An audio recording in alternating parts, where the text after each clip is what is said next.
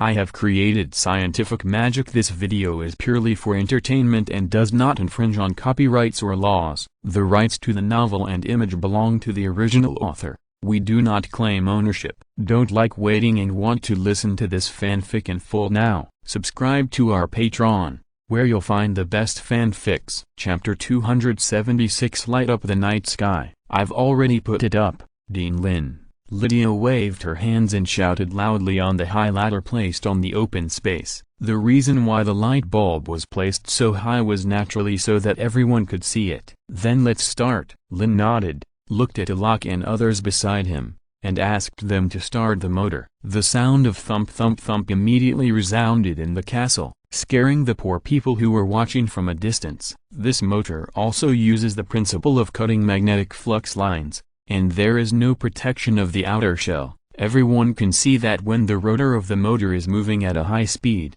tiny arcs flash around. The endless current is being transmitted to the light bulb through the wire. The dozens of fire lion hairs that are intertwined and twisted into a spiral inside glowed with a faint light. After a moment, the light became brighter and brighter, and soon it overshadowed the faint light brought by the torches around, illuminating the entire open space like daylight. Redel and the others, who were looking directly at the light source, squinted their eyes or subconsciously covered their bodies with their hands under such a strong and dazzling light. It felt like looking at the sun at noon. Lightning. They trapped the lightning in that ball, someone in the crowd shouted in a trembling voice. Ham and the others were also looking at the light bulb that was constantly radiating light in the air in amazement, and then looked at the motor that was constantly turning.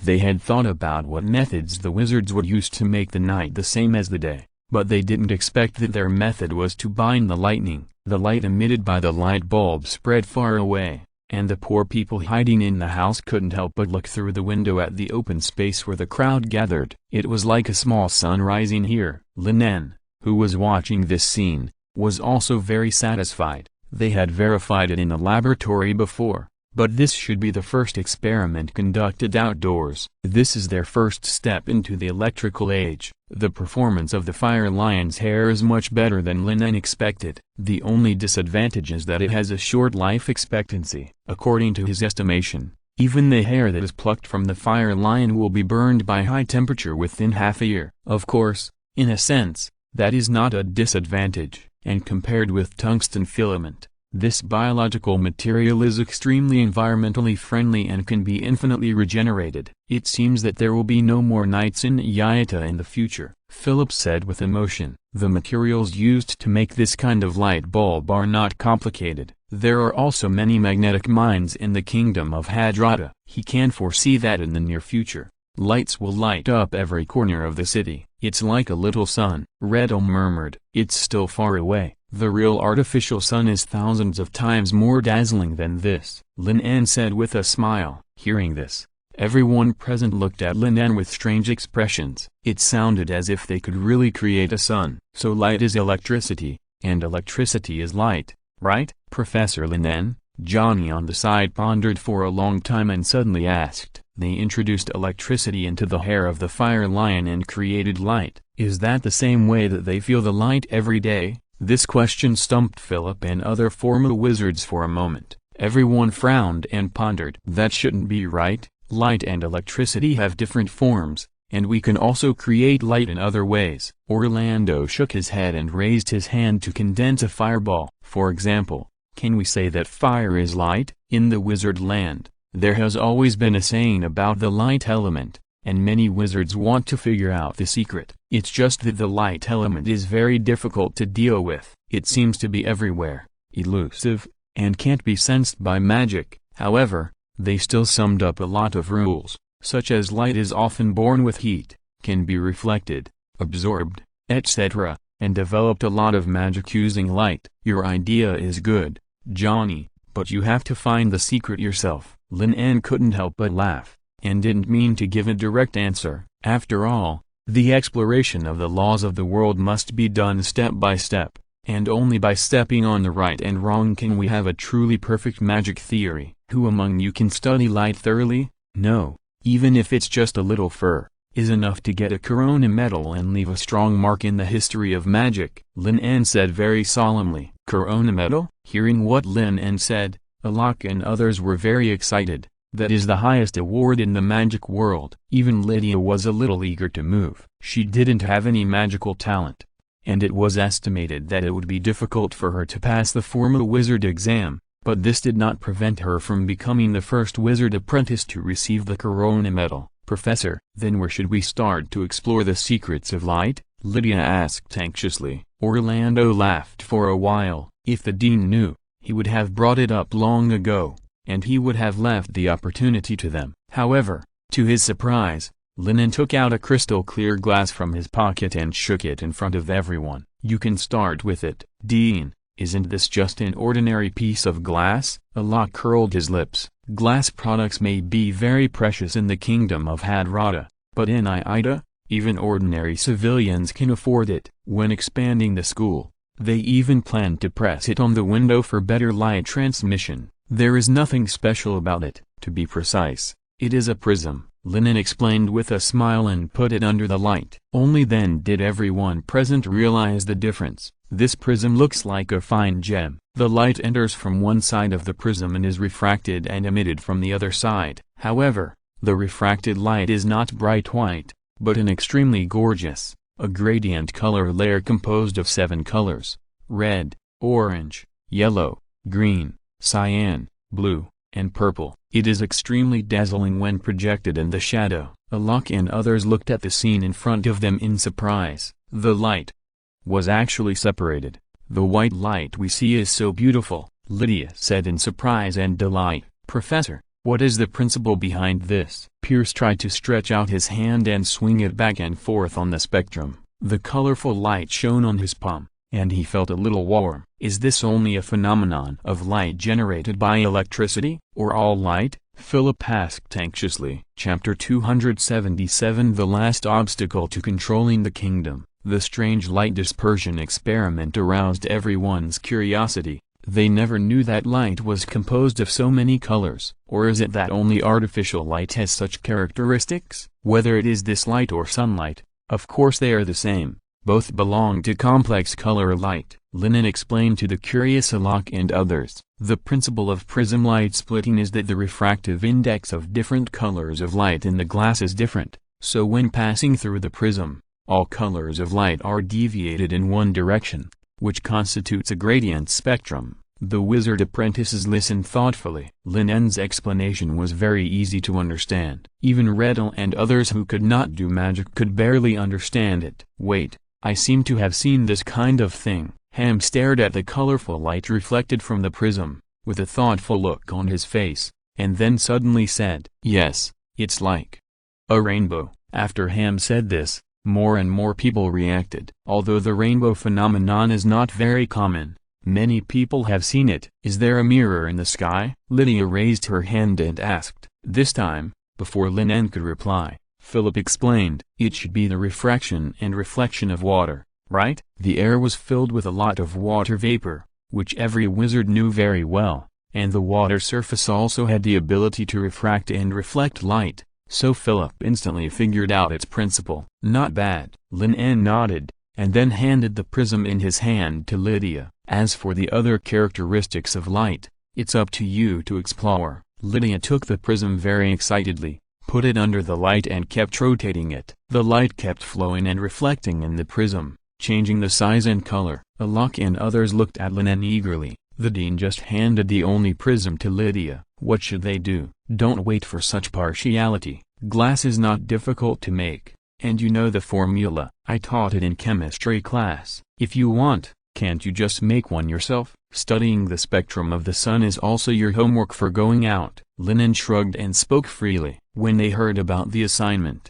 Alok and his companions' faces suddenly drooped, and they tried hard to recall the chemistry class that Lin En had taught them some time ago. What is the main component of glass? It seems to be silicon dioxide. I heard that there are many wizards in Greenrill who are studying the mystery of light. Even the speaker is very interested. You have many opponents, Lin En added. Although the wizard land has been busy with war affairs recently, the parliament still pays great attention to academic research. After all, this is the foundation of all magical powers. After glass products gradually became popular, More and more wizards have discovered the use of this thing in research. For example, the simplest concave and convex mirror can make things magnify or shrink in their eyes. This means that wizards can not only rely on magic to perceive things, but can also directly see the microscopic world that was previously invisible with their naked eyes. Lin En has no doubt that after this war, the magic theory of the entire wizard land will usher in a leap-forward development. When they heard that many wizards,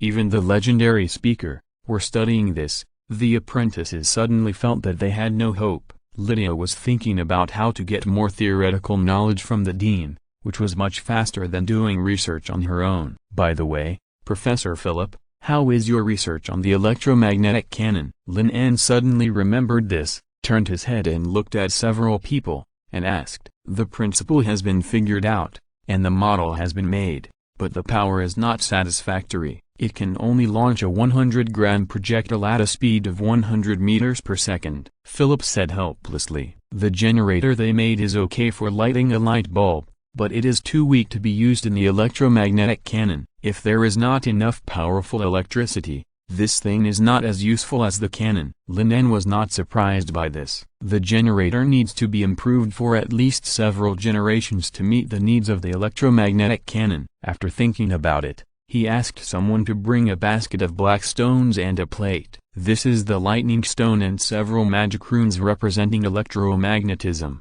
You can study how to use them. Lin En explained. Since the old method doesn't work, let's just change to a new idea. These two things are the results of Anthony's research for most of his life. The lightning stone is like a natural storage battery, and it is a super powerful one. And these electromagnetic runes are the key to converting magic power into electric current. Philip and others heard this and suddenly felt their eyes light up. In this way, they can store all the excess electricity on weekdays, and try to export it when they need to use the electromagnetic cannon, or even directly use the lightning stone as the material of the guide rail, coat it with a layer of mithril, and engrave electromagnetic runes. In just a dozen seconds, many methods of improving the electromagnetic cannon emerged in Philip's mind, and many difficulties that had troubled him in the past were directly solved. Thinking of this, Philip hurriedly said goodbye and took a few colleagues with a basket of lightning stones to do research. The huge light bulb was lit in the castle for a whole night. This was both a test sample and Lin En's intention. So early the next morning, rumors about electric lights spread rapidly throughout the earldom, and then became more and more outrageous. Some people swore that they saw the wizard fly into the sky, grab lightning and huge rainbows from the clouds and put them into a ball and a gem. For these rumors, Lin En did not make a blunt defense, but assigned a new task to the musketeers who went out for training every day, which was to use the water mist method to create artificial rainbows in the square, and gave this method to every curious child who wanted to learn. The change of concepts is often subtle. Lin En is ready to let these people know that wizards are not scary, and the knowledge they spread is not a trap of the devil, but an explanation of the laws of operation of all things, which even ordinary people can understand and use. The next question is how to solve the last obstacle to their control of the kingdom, the Cardinal Anciluke of the Church. Chapter 278. This is simply blasphemy against God. A few days passed in a flash. The news that Grand Duke Rickman led nearly half of the kingdom's elite troops to fight against the miners' riot and returned in defeat was known to everyone in the capital. Then a piece of news came out from the church.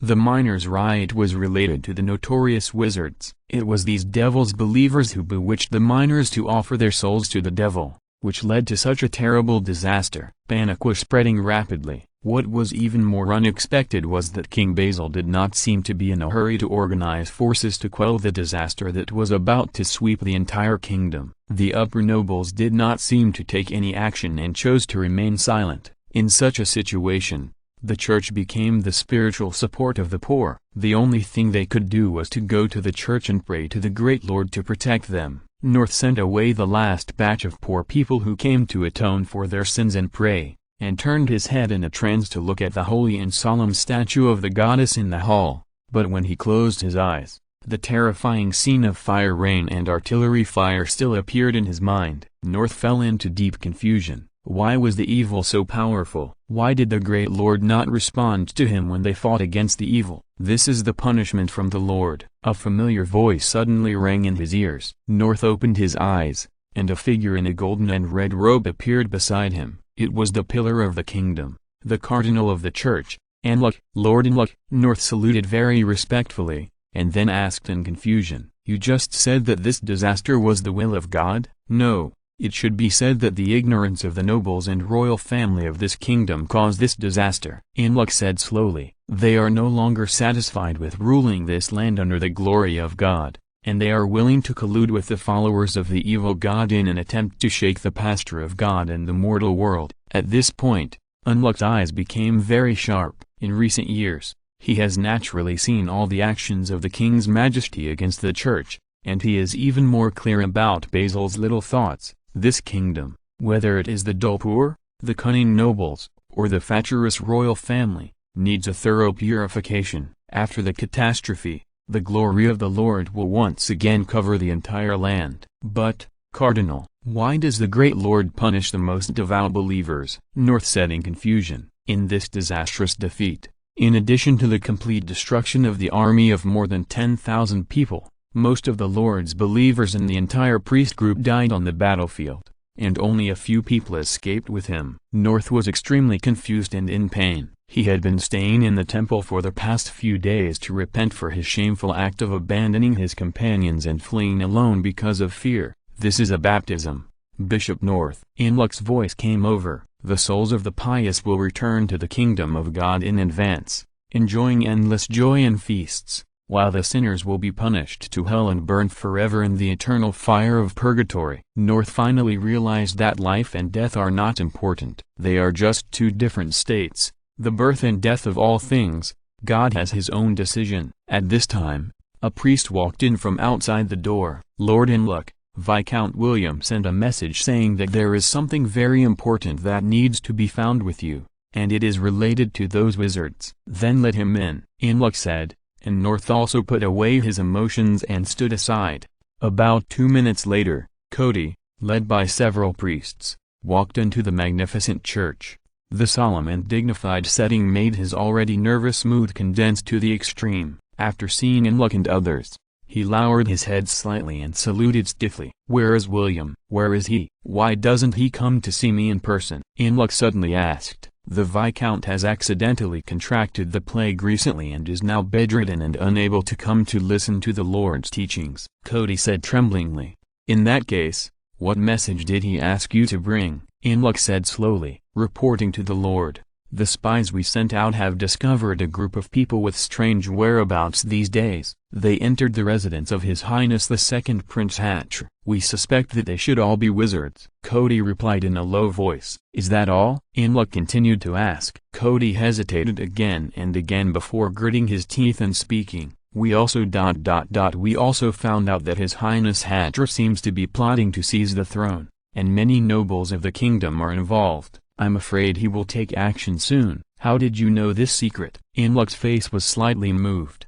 and his tone became heavier again. Cody spoke with difficulty under Inlook's gaze. "A baron who participated in the conspiracy is a good friend of Lord William. He is unwilling to betray the kingdom, so he revealed the news to Lord William. What I need is the truth." Inlook suddenly turned cold. "In the presence of the Lord, liars will fall into hell." As soon as the voice fell, a dazzling white light suddenly emerged from the holy and solemn statue of the goddess, engulfing everyone present. North and several priests with firm faith were not affected, but Cody fell to the ground as if he was possessed, tears streaming down his face, and spoke in repentance. "It's William. Lord William has been secretly helping those wizards transport ore and goods. The glass and paper pages that have appeared in the market in recent months are all made by those devil's believers." As soon as these words came out, Nord and others were both shocked and angry. They also bought a lot of these novel glass products, some of which were even used to decorate the entire church. As a result,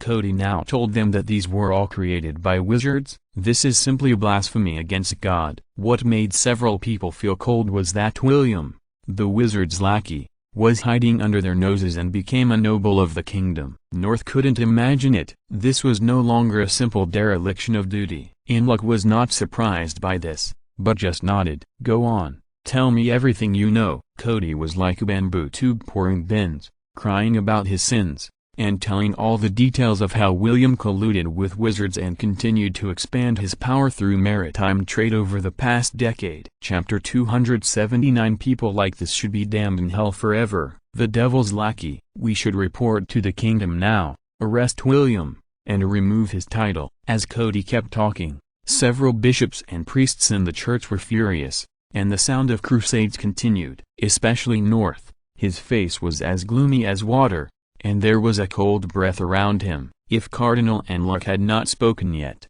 he would have rushed into William's mansion. The great defeat outside the earldom, the countless soldiers and colleagues who died tragically in front of him, made North's inner anger continue to surge. As a wizard's lackey, William, who continuously sent supplies to the wizard's land, was simply too numerous to mention. Even if he was thrown into hell, it would not be enough to relieve his hatred. Since William was working for those wizards, why did he tell me the two pieces of news? Unluck continued to ask. The church was not completely ignorant of the second Prince Hatcher's unusual movements, or most of the nobles in the kingdom had noticed it. After all, Hatcher's performance in the hall was too poor. The only thing they didn't expect was that the other party actually had the courage to seize the throne by force. There was no other explanation except that he was bewitched by the devil. It was Master Halram, the successor of Lord William, who died. Cody said hesitantly. Under the confession, the power of the magic was slowly fading, and Cody also regained some consciousness, but facing the most powerful man in the entire kingdom, the cardinal of the church, he did not dare to tell any lies. After all, he would be easily discovered by the other party. Not to mention that he had revealed too much information, and he had said everything that should be revealed and shouldn't be revealed. At this moment, there was only a glimmer of hope if he continued to talk. And there may be trouble in the wizard land. Recently, the fog in the foggy sea has shown signs of gradually dissipating, so Lord William thinks that the end of those wizards is coming. The foggy sea? North and the others paused for a moment, and immediately turned their heads to look at Unluck. It was the first time they heard of the so-called Wizard Holy Land. The base camp of the evil demons was actually on the other side of the foggy sea. Unluck was not moved at all. As for the changes in the Sea of Mist, the Bible had predicted them 2 months ago. Are the riots of the miners related to the evil god believers from the land of wizards? North shouted. Lord William doesn't know much about this matter. The new wizard doesn't trust us, but Lord William has learned that Sir Anthony seems to have appeared on the battlefield. Cody swallowed his saliva and spoke in a low voice. Anthony. Unluck whispered softly. He was not unfamiliar with this name. He even knew that the magic school founded by this great wizard was operating in the capital. He didn't rush to take action against this group of people. On the one hand, the royal family blocked them openly and secretly, and on the other hand, he wanted to take this opportunity to uproot the termites in the kingdom. But he didn't expect that the other party would mix with the land of wizards and create a massacre of tens of thousands of people. How many wizards have arrived in the kingdom from that evil land? And who is their leader? Unluck asked. I don't know, but the number shouldn't be too many. The leader is a wizard named Lin En, who looks very young and is the current controller of Yaita. Cody paused and continued. I heard that he went to Yaita from the Sekka's empire 2 years ago. Unluck inexplicably remembered the information passed by North and others, which mentioned a strange hellfire. With a thought, a golden book was untied from his waist, and it spontaneously flipped and stopped on a certain page, showing it in front of Cody. Name, Carl. Real name not confirmed. Extremely dangerous. Great wizard. Crime, killed the imperial bishop, destroyed 3,000 black armor guards, and destroyed half of the harbor town. Note, proficient in elemental and shaping magic, able to control a powerful and difficult to extinguish flame. Reward, Sekka's gold coins. 50,000. Except for the mismatched names, this should be the wizard who controls Yaita. Cody recalled the information he had gathered at the Yaita harbor and said with certainty. Unluck pondered for a while, and then suddenly put his hand on Cody's head. The magic of probing memory instantly flooded into Cody's mind. Compared with Cody's words, he trusted what he saw with his own eyes more. About 2 or 3 minutes later, Unluck, who had explored Cody's memory, confirmed this 100%. No wonder the army led by Grand Duke Rickman collapsed so quickly. It turned out that their opponents were two great wizards. From Cody's memory, Unluck discovered a lot of important information. In the past, when they were shipping, they would use a special compass to locate the wizard's land so as not to get lost on the sea. However, this very important instrument has been taken back by the new controller of Yaita. Obviously, Cody did not lie. After Helm's death, there was indeed a slight rift between William and those wizards. Now the transportation business has nothing to do with William. Those wizards are using a magical alchemical device that can fly in the sky to transport a large amount of ore from the kingdom. The purpose should be to produce weapons to deal with the war. As for the purpose of inciting the miners to riot, Unluck could guess that it was nothing more than creating unrest within the kingdom to attract their attention, thereby delaying the pace of the church to destroy this sinful land. Thinking of this, Unluck looked at Cody with cold eyes and said, "The Lord is tolerant and merciful. You go and tell William that if he wants to redeem his sins, he needs more sincerity. This is your only chance. Since these wizards can come and go freely between the two places, they must have mastered the method of locating the wizard's land." As early as 2 months ago, the church was preparing for a war to destroy the wizard's land. The reason why it has not taken action is that the ship that went to the sea to find the wizard's land has not returned yet. If he could get the compass that locates the wizard's land, or even seize the strange alchemical equipment that can fly in the sky, it would undoubtedly be a great achievement. Seeing that the cardinal actually wanted to forgive William, North and others were extremely angry. In their opinion, William was just a double-faced person who did not even repent and atone for his sins. He just changed his position and pretended to repent suddenly because he saw that those wizards were about to be destroyed. Such a person should be damned in hell forever. Chapter 280. Is this the foolproof assurance you promised me? Are we just going to let this sinner go?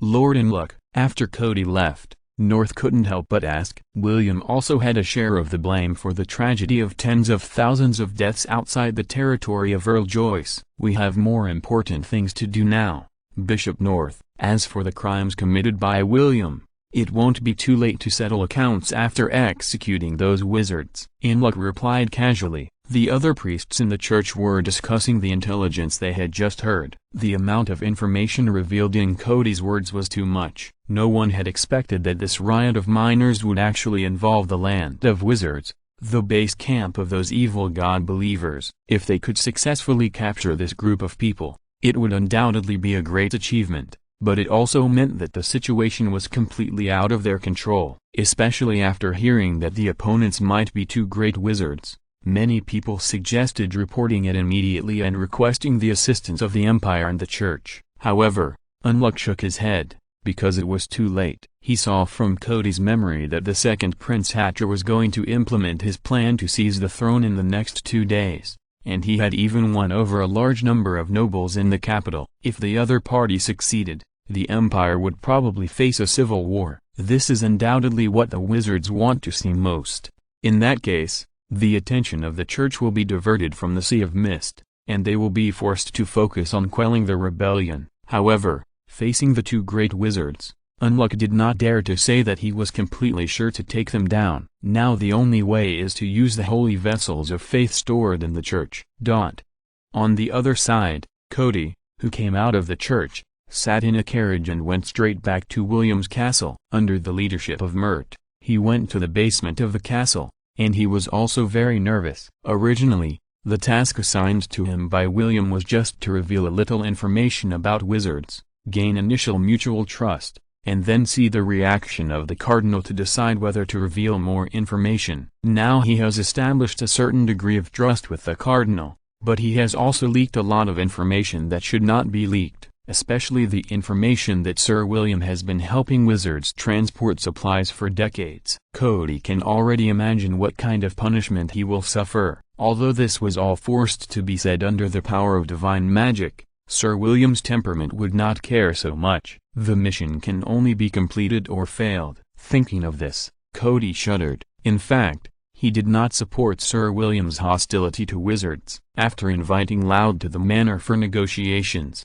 They reached a new cooperation agreement. Those wizards were even willing to make concessions and compromise, changing the benefits to a 50-50 split. But in Sir William's view, this became a symbol of wizards' weakness and inability to compete with the church. Instead, they chose to stand on the side of Prince Harold and the church more firmly. It's a pity that the disastrous defeat of the Conquest War in the south of the kingdom showed that the group of wizards was probably not as weak as Sir William imagined. Murder. Where are Gryffhook and the others? Why haven't I seen them in the manor recently? Cody suddenly thought of this on the way to the base of the castle, and asked strangely. Mirt's eyes flickered, and he smiled and answered. They were all sent by the Lord to various parts of the kingdom to win over those nobles for His Highness Harold. We have been very busy recently, otherwise it might not be your turn to meet with Lord Enrook. I would like to exchange our jobs, Cody said with a wry smile. The cardinal could only be described as terrifying.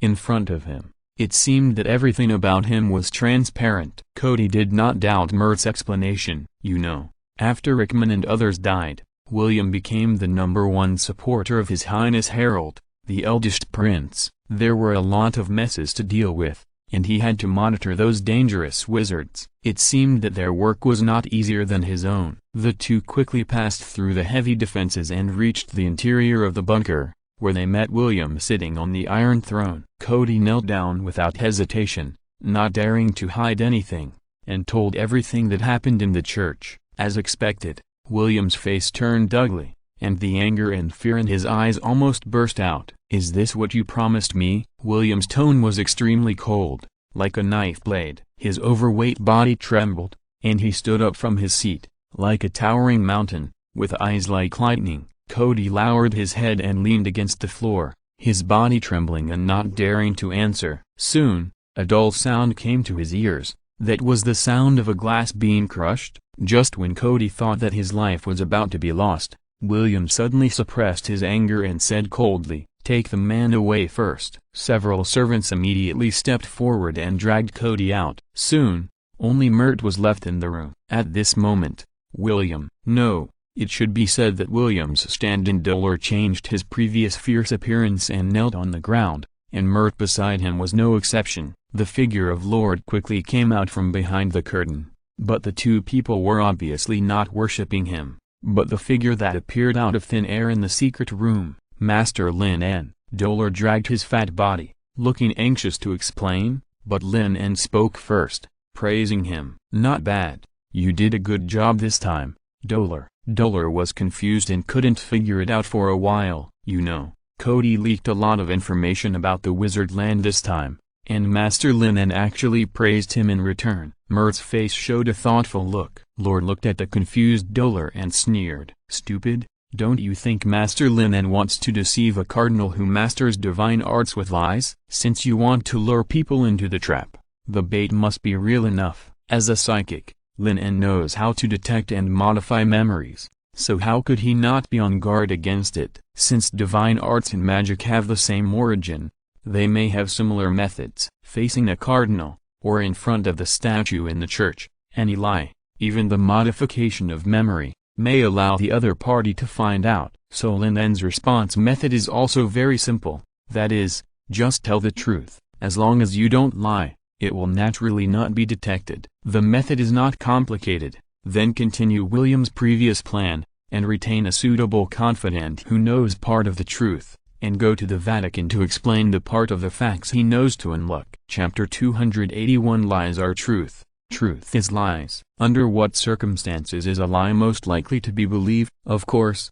it is when the liar himself firmly believes that it is the truth. This is also the trap that Lin En has carefully set for the cardinal, and the core performer is naturally Cody. More than 2 months ago, when he killed the real William and cleaned up the other party's forces, he faced a choice as William's confidant. Cody, who knew part of the intelligence of the wizard land, should be cleaned up together. Whether it is Doral, Mirt or Loud, they dare not make a decision on their own. After all, Cody has been to the port of Yaita and has a long contact with the adult, so this issue was pushed back to Lin. After a brief consideration, Lin finally chose to spare Cody's life. This is not because of the consideration of that little bit of affection, but because the other party did not know the existence of William's substitute Doral. When he learned the news, Lin was also very surprised. After all, Cody was William's confidant and could be responsible for shipping between the two places, which shows how much trust he has. But soon Lin En thought that the reason why William wanted to create a substitute was not only to guard against the church, but also to guard against Helram, in order to prevent the Great Wizard from having the idea of replacing himself one day. Cody, who had direct contact with the wizards, would be the one who could least know the existence of the substitute. In view of this, he kept Cody, and now was the time to use him. The other party was William's confidant, and it was reasonable for him to go to the church to contact Enluik. He also had the reason for William's rebellion in his mind, and everything was natural. Therefore, the more he explored the memory, the more Enluik would trust Cody's words. After all, smart people are often more willing to believe everything they have investigated. Under Lin En's explanation, Dolar realized that he had become the one being played. The order he received before was just to send Cody to the church to discuss the contact with Enluik. Unexpectedly, the memory in Cody's mind was the real bait. "I don't mean to distrust you, Dolar, but sometimes acting is always not as credible as real reactions," Lin En said with a smile. "But Lord Lin, isn't this too risky?" Cody's memory contains a lot of information about the wizard land, and even the airship has been exposed, Mert asked hesitantly. After becoming a wizard, Mert knew that he had no way out, so he naturally stood on the side of his compatriots wholeheartedly. In his opinion, Cody was too unstable and knew too much information. They could just find another guy who knew less information and then deliberately tell him the false information they wanted to convey. No, that's too deliberate. There's no one more suitable than him. Lin shook his head and rejected Mert's words. Cody knew a lot, and some of the information was very important, but most of it was information that the church had already known, such as the changes in the Sea of Mist and the riots in the wizard land, and information that the church didn't know, such as wizards preparing for war and transporting ore by airships, could be used to strengthen the credibility of Cody's words. After all, if the information William had was highly overlapping with the church, he would have no value. The second factor is that they don't have time to wait any longer. They have to take some risks. Now it has been several days since Stu Crickman's defeat, and Lin has been looking forward to the moment when the kingdom and the church organize a large army to attack the earldom again, waiting for the cardinal to lead people to leave the church. When Reddit attacked the church in the earldom, Lin found that those clergymen would become more difficult to deal with in the church than in the outside world, and this church in the capital is the center of faith for the entire kingdom. Who knows what strange things will be inside? Even if the statue suddenly resurrected and took action personally, he would not be surprised at all. But things did not go as he expected. Neither King Basil nor the church took any action, which made Lin somewhat uneasy. These people may be waiting for reinforcements from the Empire, which means that they have to fight quickly. Of course, it would be better if I could choose the battlefield by myself. Lord Lin, what should we do with Cody now? Should we kill him? Doral asked with a frown. According to William's temperament, Cody would most likely be killed directly for leaking such important information. No, punish him severely first, and then let him make meritorious contributions while guilty, and continue to be responsible for the church. Lin said after a long pause. This is also a move that William might make, and it should not arouse suspicion. The information in Cody's brain has been leaked. Sending other trusted subordinates over will only reveal more information. It is better to make use of the waste and let the other party place some value. On the second day after Cody went to the church, the wind direction in the capital changed 180 degrees. First, King Basil severely reprimanded the eldest Prince Harold at a routine meeting and put him under house arrest. The fault for the failure of the war was all attributed to Grand Duke Rickman, who believed that it was the serious mistakes made by the other party in command that led to such a tragic result. Later, it was reported in the palace that King Basil intended to hand over the throne to his second son Hitar, and would announce the candidate for the crown prince on a chosen day. Hitar was naturally very happy about this. He once again experienced the feeling of fatherly love, and even felt that King Basil's previous indifference was to confuse Harold and others. so as to completely disintegrate the other party's power in one breath. Hatar held a trace of unrealistic thoughts, so when he received a report from his servant that his father had invited him to a banquet in the capital, he had begun to hesitate whether his plan to seize the throne was necessary to continue.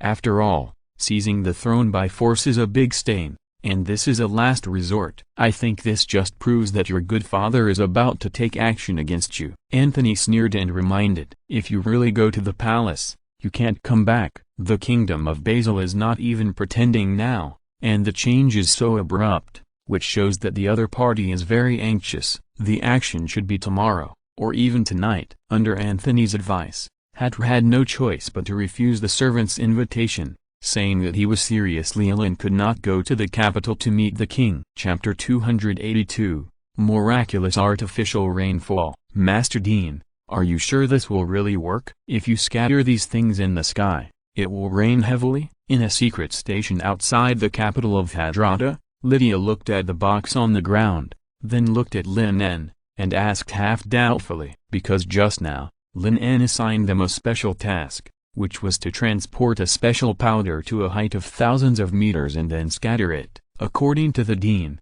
this is called artificial rainfall. But in the eyes of Lydia, Darren, Redel and others, this is like a scene in a myth. For example, the Bible records that in the 182nd year of the Holy Calendar, there was a severe drought in the empire, and God sprinkled nectar, causing heavy rain to save the poor people trapped in the drought. Even Philip and others felt that it was a bit unreliable. Casting a magic that covers the entire city or even the entire territory of the capital, even a great wizard cannot do it. They might be able to extract a large area of water vapor to irrigate the fields or create a large area of thick fog, but using it to make rain is a bit too extravagant. How much magic power would it take? Perhaps only the legendary speakers can give it a try? You know, it hasn't rained in the capital for more than half a month. It may be a sign of drought. This is completely forcibly using magic to reverse the laws of the world. At the same time, several people were also wondering what was in these boxes. They could have such magical abilities. Could it be some kind of auxiliary material for magic?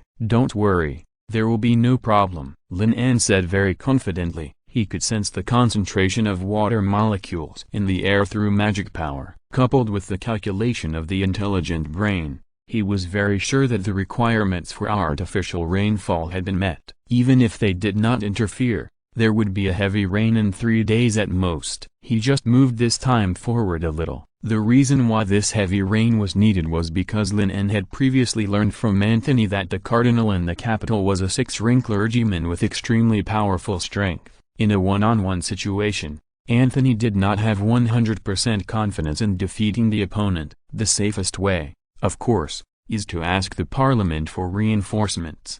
However, he had said before that the Magic Kingdom plan was formulated by the secret society. Now asking the parliament for help would damage the lofty image that the secret society had finally established in the hearts of these people. And this time he had plenty of preparation time, so he could try something new. In short, when you see the signal I give you, you should immediately use the airship to scatter these catalysts in the sky. Lin En instructed Lydia, and then looked at Redel. When it rains, it's also time for you to prepare for the attack. The people present looked at each other. Although they all agreed, they couldn't help but murmur in their hearts, will this really work? What if there is no rain? Wouldn't they just stand here stupidly all night? At night, in the capital of Hadrada, thousands of guards gathered in front of Hatar's mansion under the cover of darkness, under the secret mobilization of the king's order, and surrounded the place. The nearby spies were also cleared one by one, and no one was spared. Are you sure that the wizards are here? Inlock said in a deep voice. According to Lord William's investigation, they will gather in the mansion tonight to perfect the final plan. Cody knelt on one knee and answered in a low voice. In addition, we have received news that the miners who have started a rebellion in the south of the kingdom are also rushing here. It won't take long to reach the outside of the royal city. Then it's time to seize the throne with internal and external cooperation. Inlock nodded. This is the same as the news he got. According to the distance, the miners will arrive at the city in about a day. However, what greets them will only be the encirclement and suppression of the army. Without the help of wizards, these slaves holding hoes and mining drafts will be easily crushed. What do you want to do? This is the residence of His Royal Highness the Crown Prince Hatcher. The guards that surrounded the entire mansion soon attracted the attention of the guards inside the mansion. A sturdy knight walked out of the gate and glared at the guards outside. When he saw that the leader was Cardinal Enrook, his face suddenly changed and he quickly asked others to inform His Royal Highness the Prince. However, it was too late at this moment. Dozens of crossbows broke through the air and came with a sharp wind, shooting several people on the spot. Action, Enrook said indifferently. More than 70 bishops and hundreds of priests stood up behind him. Each of them held a Bible in his hand. As the pages of the book were turned, the erratic hymn suddenly resounded in the silent capital. At the same time, a faint white light appeared on the bodies of thousands of guards, and they showed fanaticism and rushed into Hatcher's mansion. The attack was too sudden. Many guards in the mansion were shot through the vitals by crossbows before they could even react. But the chaotic scene did not last long. After dealing with the guards outside, they soon encountered resistance. Dozens of fireballs the size of human heads arrived in an instant, blowing away all the hundreds of guards in the front row. However, due to the protection of divine magic, only a dozen guards who were unlucky enough to be hit by fireballs died on the spot. The rest were only slightly injured. They quickly got up from the ground and fought back with the crossbows in their hands. "Those evil God-believers are hiding here," Bishop North said angrily, raised his hand, and prepared to use divine magic to kill the sudden appearance. However, these wizards were very cunning and did not seem to dare to fight with them head-on. After casting magic in secret, they retreated to the interior of the mansion without stopping for a minute or a second. North immediately thought that there might be other secret passages leading out of the city and the mansion, and these people were probably stalling for time to help Hatar and others escape. Thinking of this, North immediately became anxious. After reporting his ideas to Enrook and getting instructions, he took 300 guards and a dozen bishops to the deeper part of the mansion. The rest of the people scattered,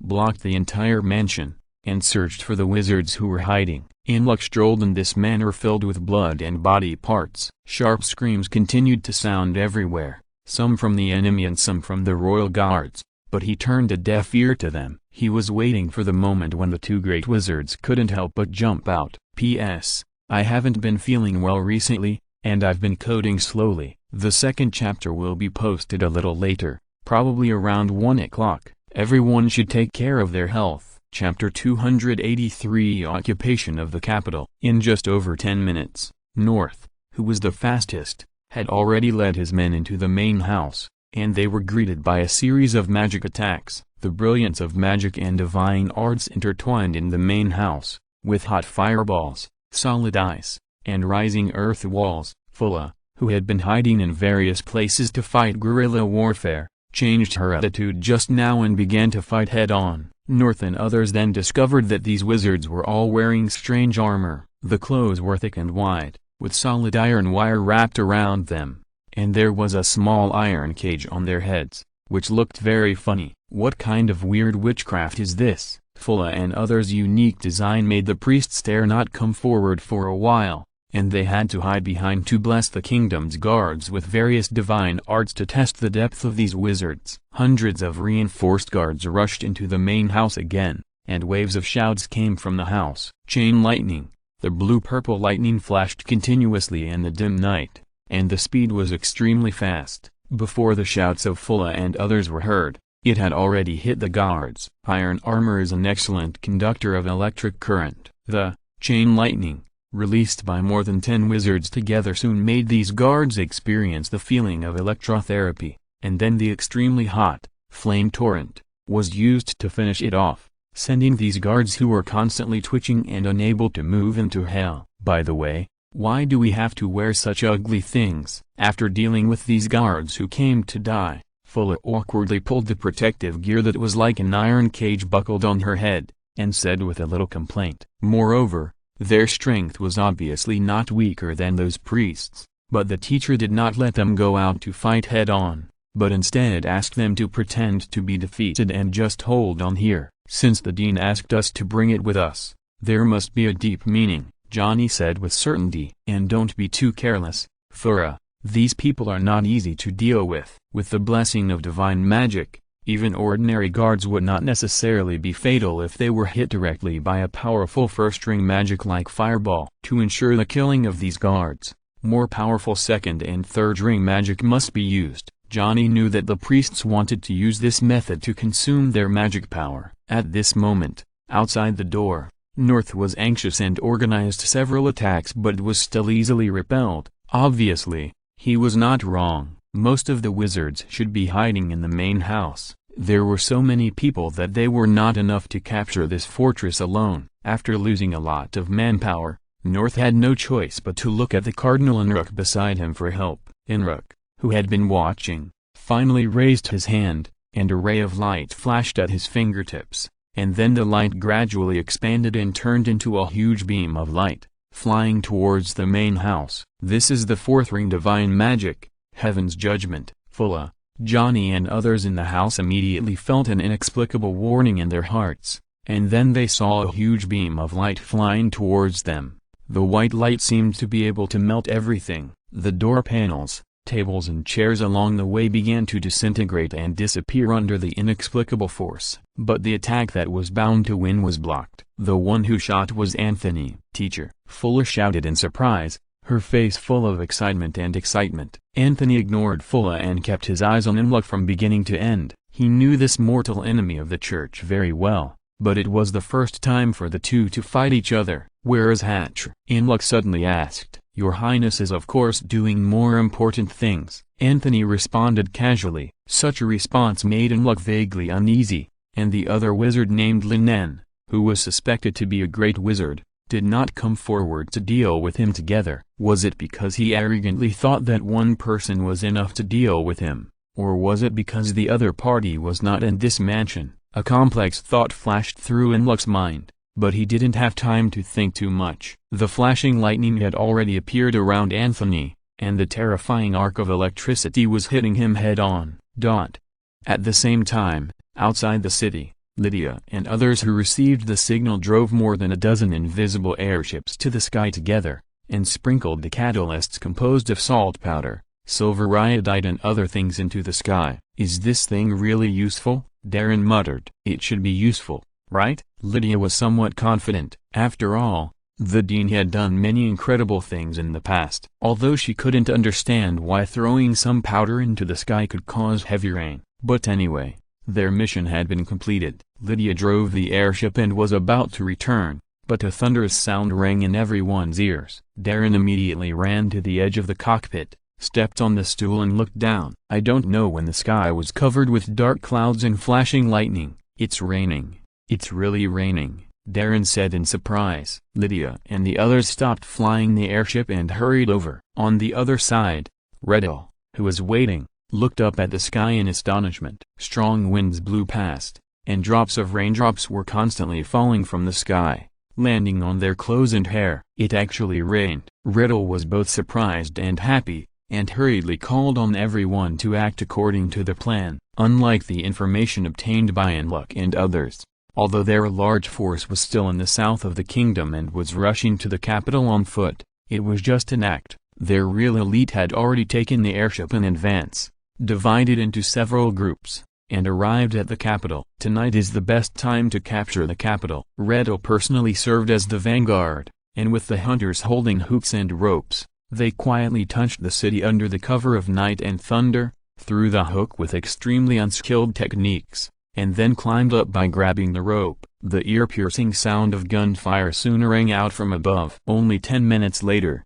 the gate of the capital was opened, and Ham and others who stayed outside the city immediately rushed into the city. Since the powerful guards were all assigned to Hatcher's mansion, and they had the crosshair flintlock rifles in their hands, Redel and others were like entering an empty space for a while, and soon controlled 1/3 of the capital. Many people in the capital who were immersed in sleep were also awakened by the continuous sound of gunfire. Unlike Hatcher's mansion, which was soundproofed by Imluk, Redel and others who rushed into the capital had no intention of hiding. What they needed was to occupy the entire capital as quickly as possible. If you're listening to this novel on a channel other than Fanfic World, It means they downloaded and uploaded it without effort. We cordially invite you to visit our channel, Mundo Fanfic Novelist. There you'll find the original version of this story and you can explore many other novels of various genres. We are waiting for you to immerse yourself in a world of incredible novels. Chapter 284,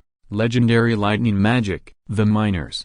Those miners bewitched by the devil are coming in. Terrified cries rang out in all parts of the capital. Since Grand Duke Crickman led his army to defeat in the Earldom of Joyce half a month ago, all kinds of rumors have been spreading wildly in the capital. It is rumored that these miners were controlled by witchcraft and became a crazy and mindless walking corpse, and tens of thousands of people in the earldom have been used as bargaining chips for blood sacrifice to summon the evil god. Many small nobles and wealthy businessmen summoned guards and hurriedly packed up their belongings to escape. Those civilians who had no ability to resist hid in their homes in fear, hoping that the kingdom's guards could drive out these miners who broke into the capital. The capital also has a church with an extremely powerful cardinal. The great lord of the stars and the goddess of the moon will definitely not abandon these devout believers. Chaos spread rapidly in the capital, and the drops of rain soon turned into heavy rain. The flashes of lightning in the sky mixed with the sound of gunfire, like an impassioned symphony. Although the flintlocks in the hands of Riddle and others were all waterproofed in advance, they were still inevitably affected. About 1/6 of the guns could not fire. Fortunately, they had the capital's defense map provided by the second Prince Hatcher, and some temporary insiders who turned against them. The battle was still very smooth. Before the resistance forces gathered together, they had defeated them one by one. Then Riddle led his men to attack their final goal, the palace.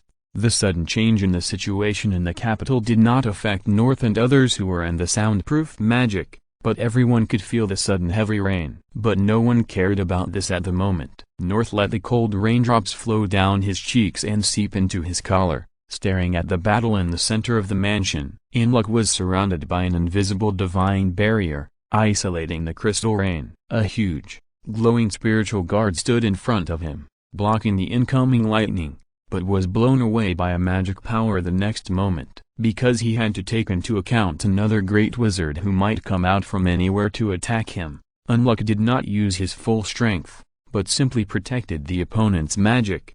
However, he became more and more uneasy in his heart, because Anthony in front of him was too weak. He barely had the power of a great wizard, which was not consistent with the information he had collected before. If this is all you can do, then stop here. Inlock no longer held back, and the brilliance of divine magic around him appeared. Rusty chains stretched out from the void, breaking through Anthony's protective barrier and quickly binding the opponent. This is the six-ring divine magic, chains of divine punishment. The chains from the endless purgatory, representing the Lord's judgment on sinners, can seal the power of magic and divine magic, making the bound person become like a useless person. Teacher. Thora screamed in fear and wanted to run out of the house immediately, but was stopped by Johnny and others. Lin had told them not to leave the house no matter what happened, and to retreat to the bunker in the main house as soon as Anthony made his move. However, Thora and others were worried about Anthony's safety,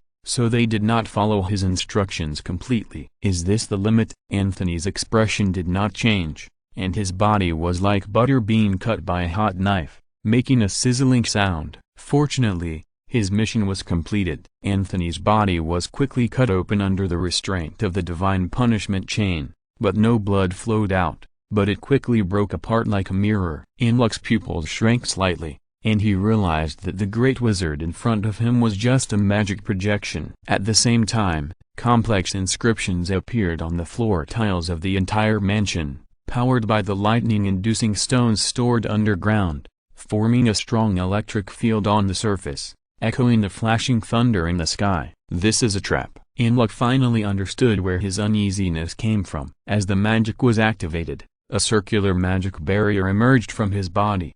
However, it was too late to figure it out now. At the moment the electric field was formed, the guidance was completed. The next moment, huge lightning pillars fell from the clouds and intertwined with the electric field constructed by the magic runes. The violent electric current was firmly restrained in the mansion, The substantial electric car covered the entire area at a speed of tens of kilometers per second. The falling rain was quickly electrolyzed, and everyone in the manor was included in it within 0.01 seconds. Everything came so fast that North and others were even immersed in the joy of the cardinal defeating the great wizard Anthony, and there was only the dazzling lightning in front of them. The divine protection on their bodies exploded in an instant. Tens of billions of volts of high-voltage lightning rushed into everyone's body, and the muscle cells gradually dissolved. Then, under the high temperature of tens of thousands of degrees, they turned into a pool of rotten meat, and the air continued to emit a strong smell of burning.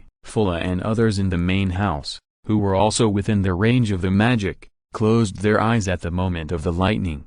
However, after waiting for more than 10 seconds, they did not feel any discomfort. When they opened their eyes, they found that they were standing there unscathed. Is this a Faraday cage? Fulla was stunned for a long time before she suddenly realized this. Although the copper wire wrapped around them looked like it was randomly pieced together, it was also a small Faraday cage, so even the most terrifying electric current could not cause any harm to them. But before she could feel the magic of the Faraday cage, Johnny had already noticed something wrong from the rapidly rising concentration of hydrogen and oxygen in the air, and immediately shouted anxiously, "Don't stay here, go quickly, get into the bunker, it's going to explode soon." The power of billions of volts of high-voltage lightning is already extremely terrifying, but the power of thunder can also electrolyze rainwater into hydrogen and oxygen. When the concentration of hydrogen and oxygen reaches a certain level, a new round of explosions will be triggered under the high temperature of tens of thousands of degrees in the lightning.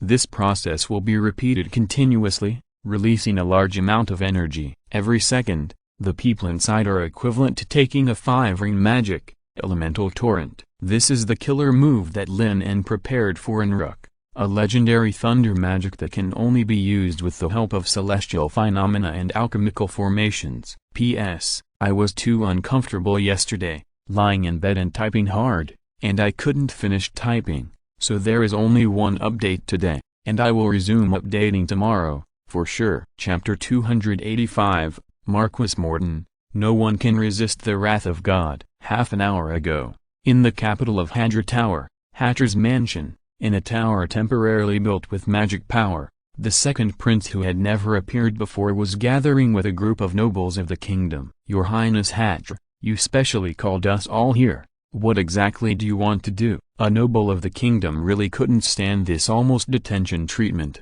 and questioned with dissatisfaction. The other nobles were also talking about it. Without exception, they all came here after receiving Hatra's sincere invitation, because in the past 2 days, King Basil's sudden change of attitude and the act of placing the eldest Prince Harold under house arrest made many people realize that the change of the throne might be a foregone conclusion, so Hatra only used an invitation letter to invite all the nobles of the kingdom in the capital except Harold's family. However, as soon as they entered the door, everyone found something wrong, because the servants did not take them to the hall of the mansion, but took them to this heavily guarded tower. "You are all the most important pillars of the kingdom. I invited you all here this time to discuss the future of the kingdom." Hatra sat upright on the chair and said with a smile, "Just say whatever you want to say, Your Highness Hatra." Marquis Morton of the kingdom spoke first, looking at the second prince with a look of pity. Hatra didn't care. The great Earl of the kingdom looked at everyone and asked slowly, "I want to ask you,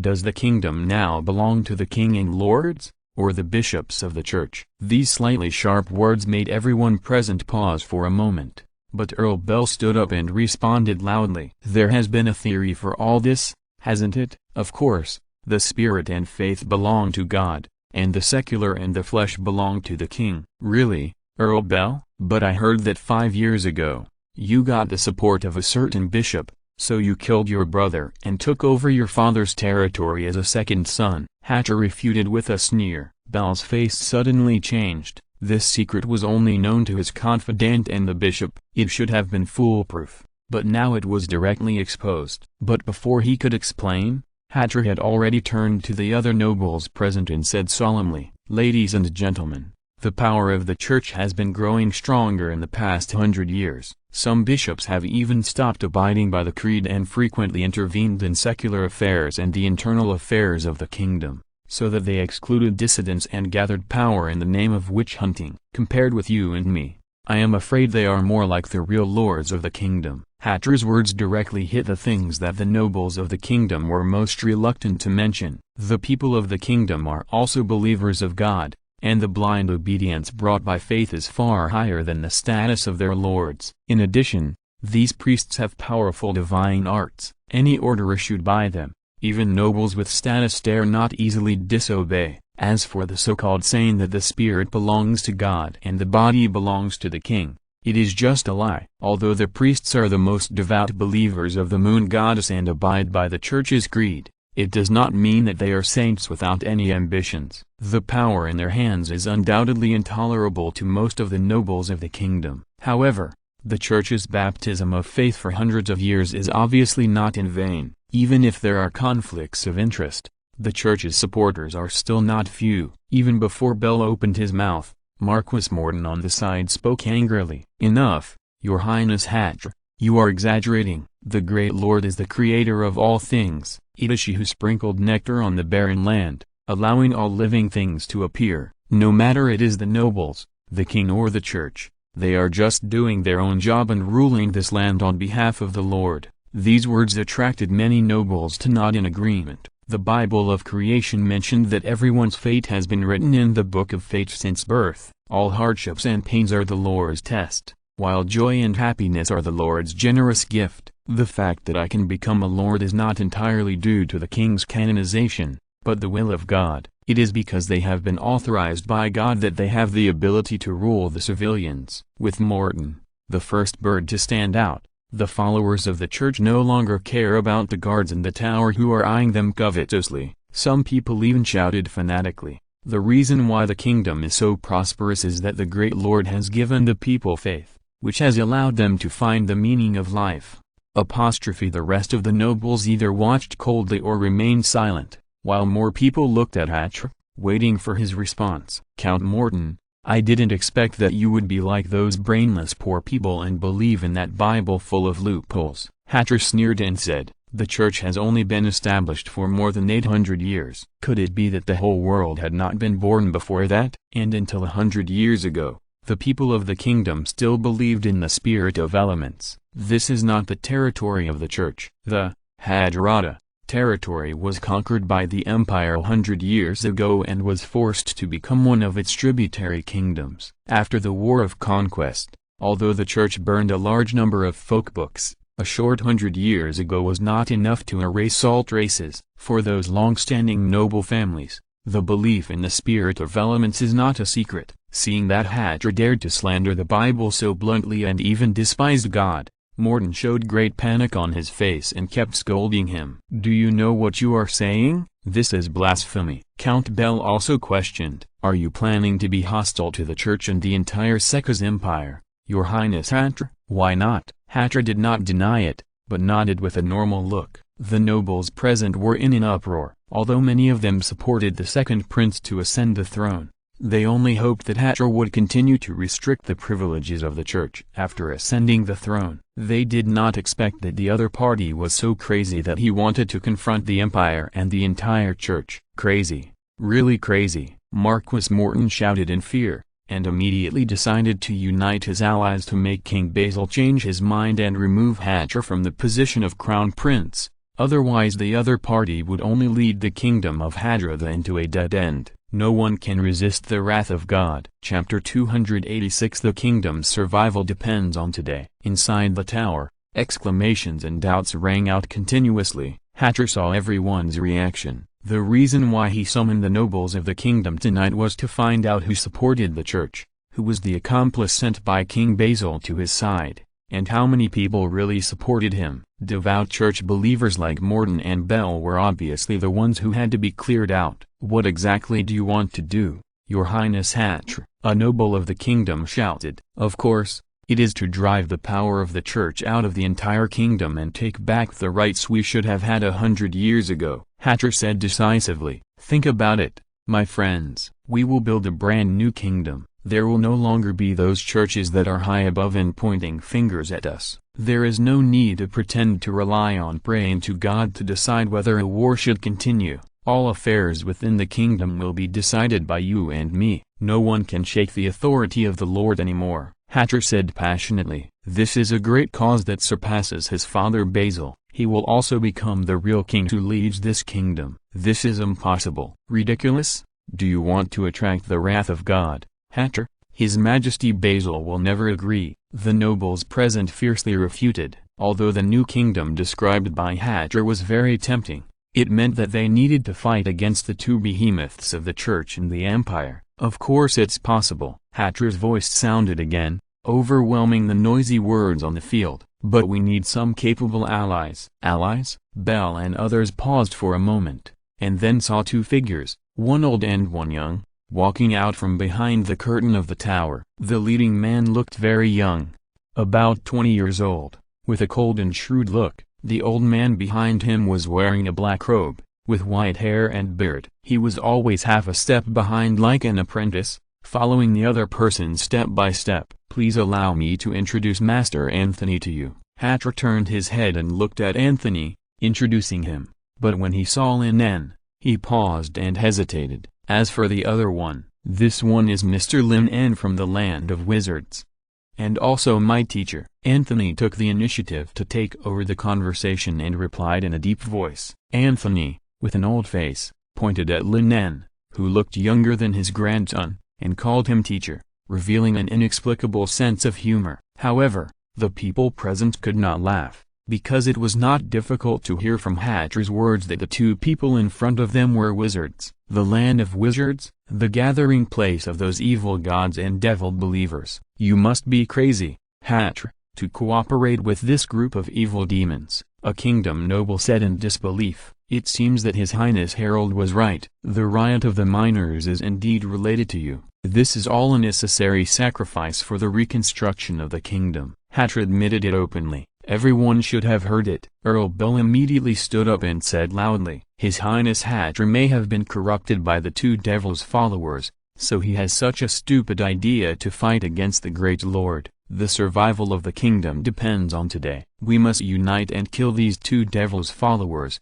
otherwise the whole kingdom will never have peace. Bell shouted excitedly. Although they were confiscated their weapons and brought to this heavily guarded tower, it does not mean that they have no ability to resist. Hatcher should never gather them together. Every king and noble is a knight who is skilled in archery and horse riding and can go into battle to kill the enemy. Among them, there are also great nobles and blood knights who inherit the power of excellent blood. Even if they don't have suitable weapons in their hands, they are definitely not easy to deal with. In fact, at the moment of entering the tower, Bell had already activated the holy relic given to him by the cardinal. If he could create some more chaos before the church's personnel attacked, he would be the greatest hero in suppressing the rebellion in the kingdom. In a trance, Bell seemed to see the scene of himself being rewarded and being named the Duke of the Kingdom, and his mood became more and more excited. However, the situation was different from what he expected. No one stood up to support him. Bell soon understood why. He was terrified to find that his body suddenly lost control, as if an invisible hand had strangled his neck fiercely. Anthony's body moved without wind, and the huge magic power oppressed everyone's heart like a wave. The six-ring wizard was undoubtedly terrifying, and instantly suppressed everyone's resistance. At the same time, Lin En's voice also rang. You should all know my identity. I came here to help you completely get rid of the exploitation and bondage of the church. Of course, this is not forced. The wizard's land is different from the church. We are a democratic parliamentary system, so each of you has the right to choose. Lin En said with a smile. Although the smile on Lin En's face was very kind, the nobles were not fools and dared not take it seriously. This choice, I'm afraid it's the right to choose life and death. Lin En raised his hand to signal Anthony to let these people go, so that they could speak freely. Don't try to seduce us. The Marquis of the Kingdom, Morton, was the first to stand up and shouted loudly. As the most loyal believer of the Lord, he would never surrender to the wizard. But not every noble was as decisive as Morton, and more people hesitated. At this time, several servants ran in and shouted anxiously, Your Highness, The cardinal has surrounded our mansion with a large number of guards." Hearing that Unluck had brought a large number of guards to kill, some of the nobles who had been shaken immediately became firm and excited. Even Hatcher was a little uneasy. Although the appearance of the cardinal was in their plan, Hatcher was not completely sure, and hurriedly looked at Anthony. Anthony did not reply, but Lin En smiled and spoke, "In that case, let's go and have a look." Lin En led the way, but he did not lead everyone out of the tower, but took them to the top of the tower. Below, the chaotic scene of the entire mansion soon came into everyone's eyes. Under the light of the torches, thousands of guards wearing refined armor used crossbows and long swords in their hands to beat the guards of the mansion back step by step. No matter who it was only a matter of time before the mansion fell. P.S. Thank you for your concern.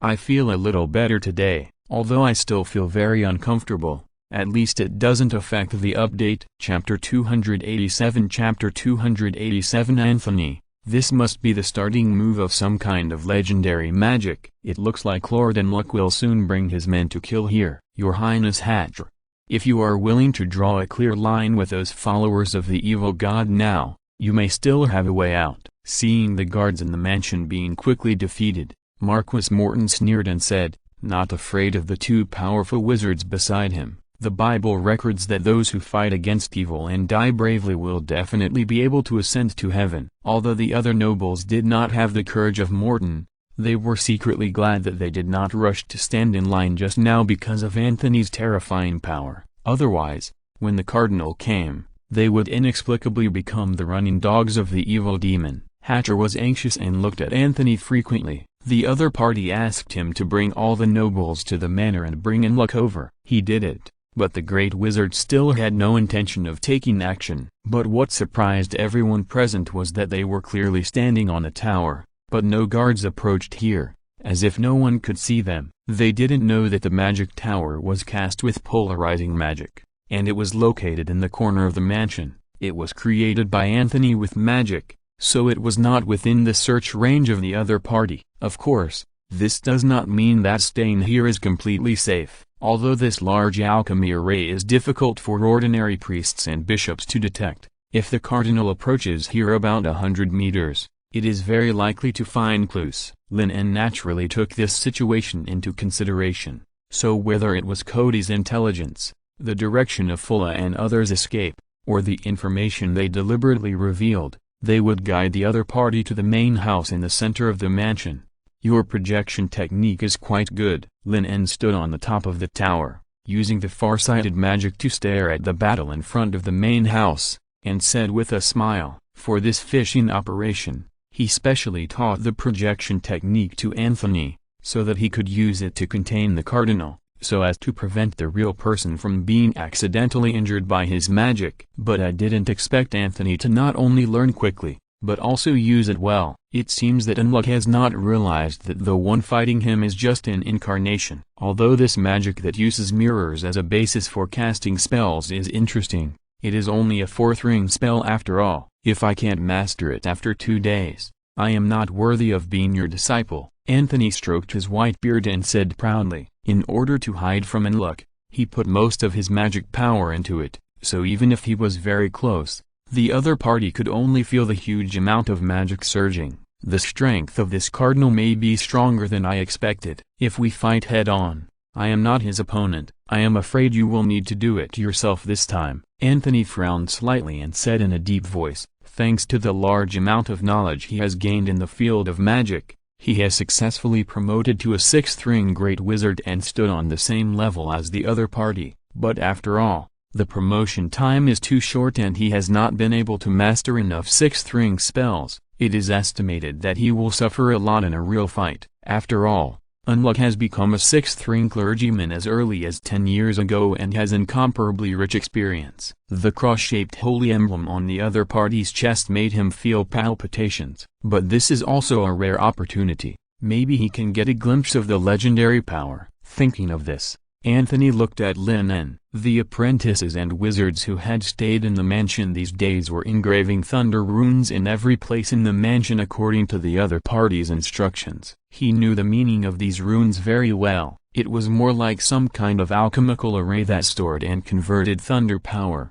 and it didn't have much lethality. Anthony put on an attitude of seeking advice and said all the doubts in his heart. Your guess is right. To be precise, the function of this alchemical array is to form a weak electric field. Of course, it can also bind the power of thunder and lightning in this mansion, Lin En explained. It's a very ingenious design. Anthony nodded, and then spoke again. But this alone shouldn't be enough to deal with the cardinal, right? Even if the lightning stored in the lightning stone is used to power the electric field, the power, after being distributed to the entire mansion, is only equivalent to the power of 4 to 5 rings of magic. Of course not, so we still need some help from the sky, Lin En said with a smile. Anthony raised his head in confusion. There was only a bright moon and countless twinkling stars in the dark night sky. Lin En did not explain, but raised his hand to the sky. His eyes were cold, and he shouted loudly, "Rain is coming!" A barely detectable magical fluorescence shot up into the sky,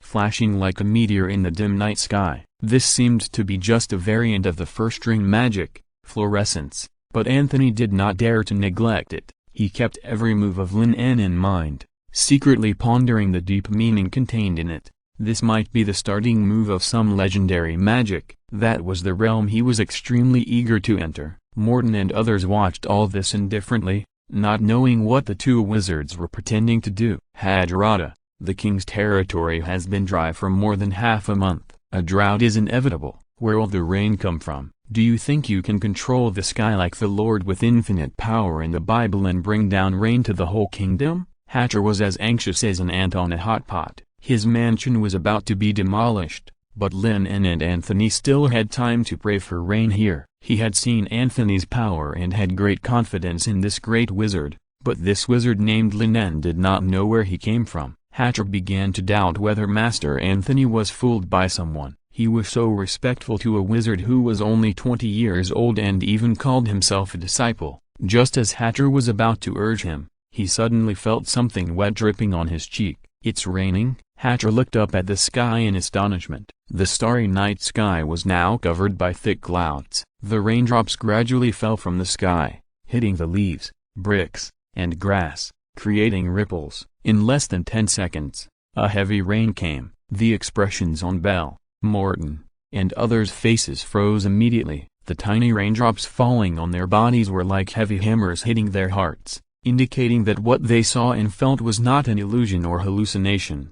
The rain was really coming. Chapter 288, The Royal Capital Nobles in Despair. Coincidence? This must be a coincidence. Fine raindrops fell from the sky, soaking Morton's hair and robes, but even so he couldn't believe that the young wizard in front of him could do such a miracle. The other party must have calculated that it would rain tonight, so he pretended to be so and tried to fool them. Thunder. Lin En ignored the shocked people and spoke again. Dazzling lightning began to appear in the clouds, and the lightning produced by the interweaving of positive and negative charges gradually gathered together. Although the violent thunder was blocked outside the soundproof barrier, the people on the tower could still feel the terrifying power. At the same time, countless magic inscriptions appeared on the floor tiles of the mansion, and one of the nodes was this towering tower. Fall. Lin En slowly uttered the last word. It was a light that was brighter than the scorching sun. The clouds seemed to be torn apart,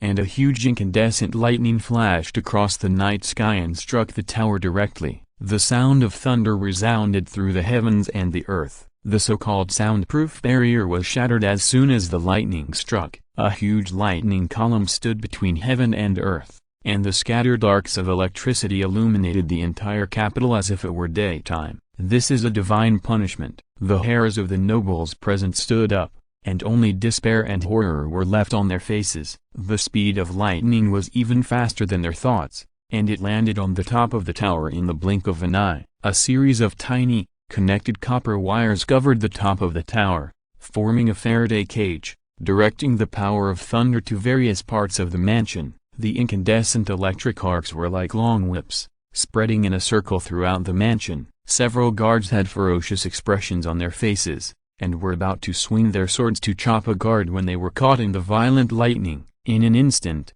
all the movements of everyone were frozen at that moment. Limbs flew everywhere, and strong bodies were baked into a pile of rotten meat by the high temperature, and then turned to ashes under the flying plasma. The violent power of thunder raged in the mansion without distinguishing between friend and foe. The battle on the field stopped immediately, and the nearby guards had no time to react before they disappeared and melted in the lightning. People who were farther away could clearly see the terrifying arc whip coming towards them, but they had no time to escape and could only watch the death coming. Shouts and screams came one after another, but they were soon suppressed by the more violent thunder, as if the god of thunder was bursting with anger. The accumulated lightning fell from the clouds one after another, but this time it did not aim at the tower, but scattered everywhere, and the entire mansion became an extremely unique thunderstorm area. The lightning and high temperature evaporated the rain, and even the solid iron armor was melting rapidly. The nobles inside the tower had already been frightened and sat on the ground,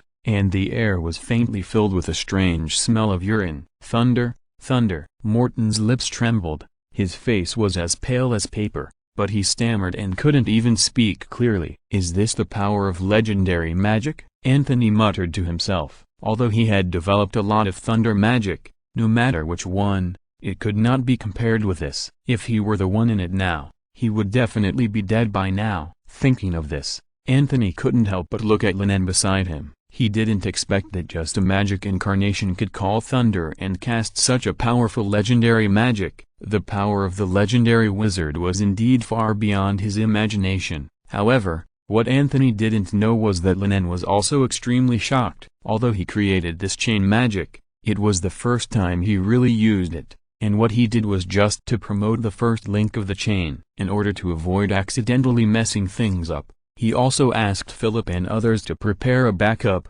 which now seems to be useless. Lin En thought with emotion, but soon noticed the subtle changes in the hydrogen and oxygen content in the air caused by the electrolysis of rainwater. This was of course within his expectations, but just looking at the posture, the power might exceed his previous expectations. Anthony, use the most powerful protective magic you have mastered. The big one is coming soon, Lin En said solemnly. Huh? What big one? Anthony was a little confused, but seeing Lin En's solemn expression, he immediately cast the strongest protective magic he had mastered. As the magic power surged, it mimicked pieces of armor that looked like snake scales and piled up together, protecting the entire tower upside down. Almost the next second after the shield was formed, another lightning bolt fell from the sky and hit the interior of the mansion, instantly detonating the surging hydrogen and oxygen. The entire capital shook violently, and the violent explosion even overwhelmed the thunder. The flames spread out with powerful energy waves, rolling up dust all over the sky, and flattened everything in the mansion. The protective magic released by Anthony was also rapidly breaking down, and finally 3 layers of the same barrier were created in succession, and it was barely able to defend. The explosion lasted for more than 3 minutes, until the floor tiles engraved with lightning runes were all shattered, and then it gradually subsided. After the snake-scale-like armor protection disappeared, the appearance of the mansion appeared in front of everyone. No, it is not quite right to describe it as a mansion. In fact, it has become a pile of ruins. Thousands of guards, priests and bishops of the church are now nothing left, and the armor that has been disintegrated into molten iron is buried under the rubble. Fortunately, Lin had asked Hatcher to evacuate all irrelevant personnel, leaving only a few guards as bait, and they were almost all killed before. As for Johnny, Pierce and others and Anthony's apprentices, Lin left them with double insurance. As long as they follow the instructions, they will naturally not be harmed, but if they insist on committing suicide, then he can't do anything. After all, this magic is really not something he can control. But he just blew up someone's mansion. Isn't this a bit bad? Lin turned his head and looked at Hatch apologetically, and said, "This magic is stronger than I expected, and it seems to have caused some additional damage. I think you don't mind, right, Your Highness Hatcher?" Hatcher was no better than the others at the moment. He was knocked to the ground by the explosion that shook the capital, and his body was covered in dust. He barely managed to get up, and faced Lin En's kind question, swallowing hard. "No, I don't mind." Did he dare to say he minded? Chapter 289. The power of magic surpasses all worldly things. Looking at the mansion turned into a ruin, Hatcher's heart was bleeding. He knew that this place would become a battlefield, but the 2 days were too rushed, and there was no time to move all the precious things away. He didn't expect that the whole mansion would be destroyed so cleanly, leaving nothing for himself. The gold, silver and various treasures stored in the treasury have now turned into ruins all over the ground. However, Hatcher didn't dare to have any opinions. The thousands of guards who broke into the mansion before, together with the extremely powerful Archbishop Unluck, were wiped out in one blow. Such a power to change the sky and control thunder can only be described as terrible. Before, he heard that the army led by Rickman was reduced to ashes in the rain of fire. Although he was extremely frightened, he didn't have a clear concept in his heart. Now Hatcher has intuitively experienced this indescribable feeling of powerlessness. The power of legendary magic is better than all worldly things. Whether it was the thousands of strong crossbowmen he carefully trained or the blood knights he secretly raised, they all looked particularly ridiculous under such power. Hatcher could only comfort himself silently in his heart that the stronger these wizards were, the more they could resist the attacks of the Empire and the Church. They had to rely on the control of the king and the nobles over the grassroots to suppress the wave of resistance from the majority of believers. And he was about to become the king. At that time,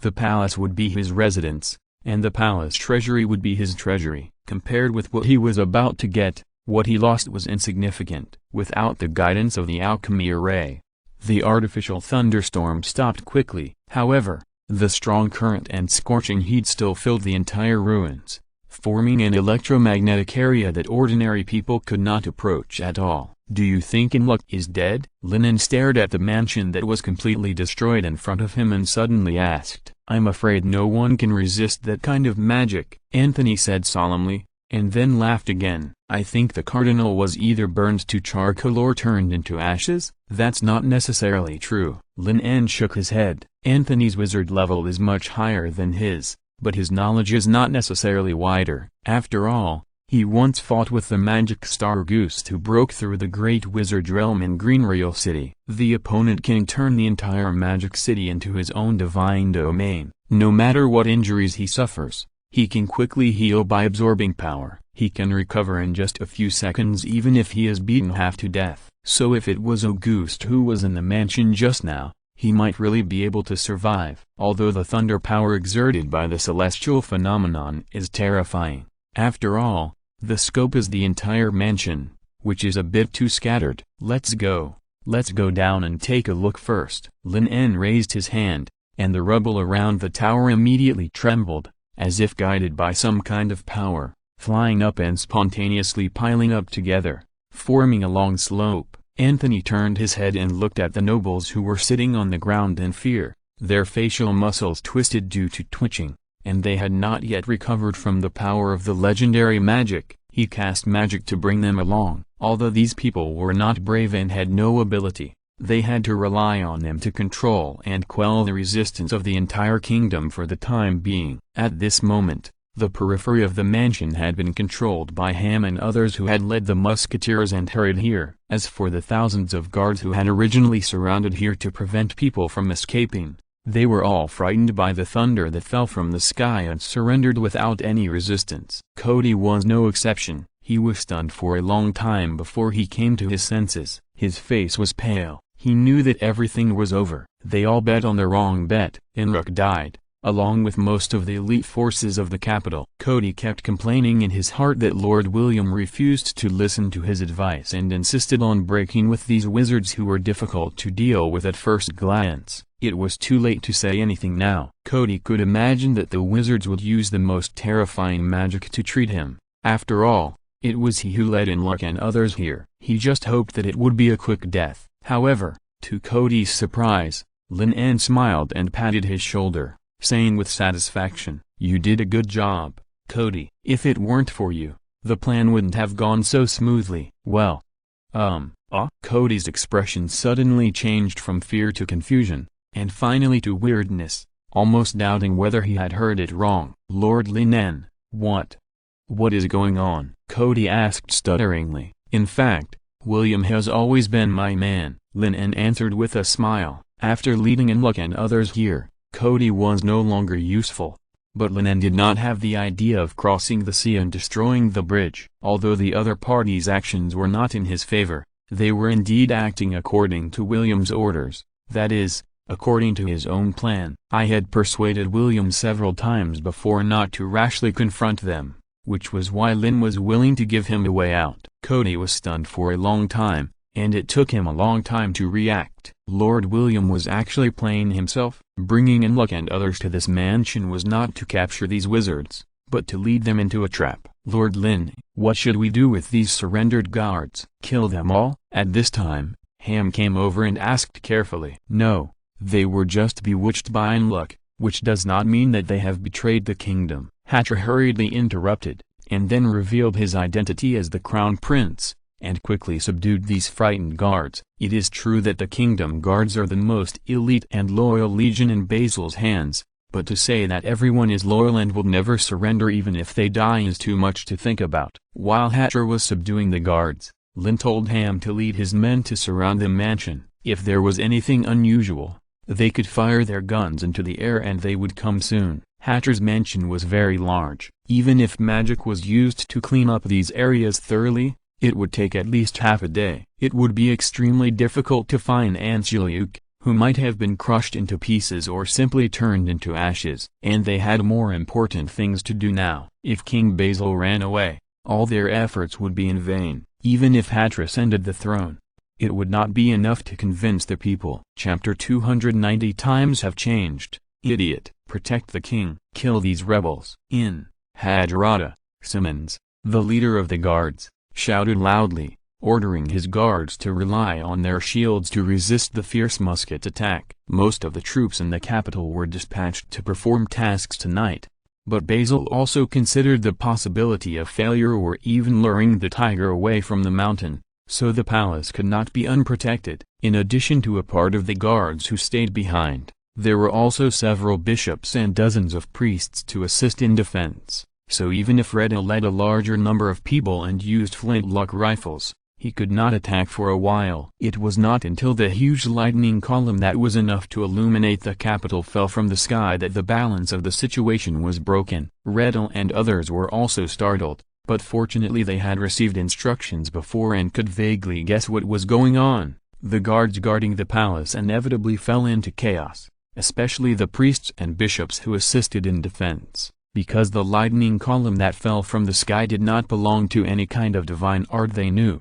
"Don't panic, that's Lord Enrock punishing those rebels. God is with us," Simmons shouted at the top of his lungs, barely stopping the chaos in the army, but still couldn't avoid rows of soldiers falling under the sound of gunfire and rain of bullets. The only thing that made Simmons feel relieved was that after a few rounds of volleys, the gunfire stopped. Redel and others have run out of ammunition. They fought their way from the capital to the palace, and experienced several battles on the way. The little ammunition they carried was exhausted. Everyone raised their muskets and prepared to start hand-to-hand combat. Simmons quickly realized this from the actions of these people and immediately became excited. "Everyone, cheer up, our chance to counterattack has come. Those devils believers can no longer attack with powerful magic weapons. Now is the time for us to win." The guards, who were forced to shrink in the shield wall and were extremely frustrated by rounds of musket shooting,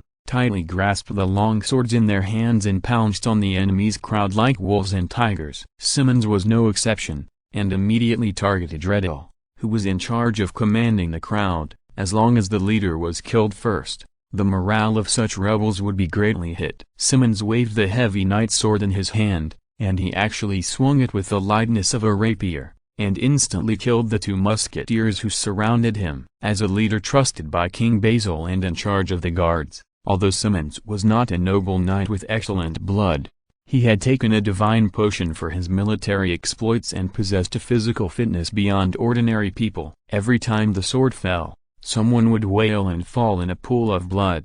"Get out of the way!" Redel shouted loudly, stopping more people from surrounding him to protect him. You are quite courageous." Simmons shook off the blood on the weapon in his hand unexpectedly, and then a hideous smile appeared at the corner of his mouth. "But I'll take your life." The moment the words fell, Simmons' whole body was like a sharp gust of wind. He crossed a distance of more than 10 meters in 3 or 2 steps, and swung the knight's heavy sword in his hand to chop at Red. However, facing him, Red actually threw away the musket in his hand, and took out a palm-sized, pitch-black pistol from the chain bag, and pointed the black muzzle at Simmons. A chill suddenly surged from the soles of his feet to his heart. Simmons, who had just seen the shooting of a flintlock rifle, could of course guess that this thing was similar. But now the distance was too close and there was no time to dodge. Simmons could only hold the sword horizontally and switch from offense to defense. With his outstanding reaction speed, he could even easily block the flying crossbow. Even though this strange witch weapon fired a projectile much faster than a crossbow,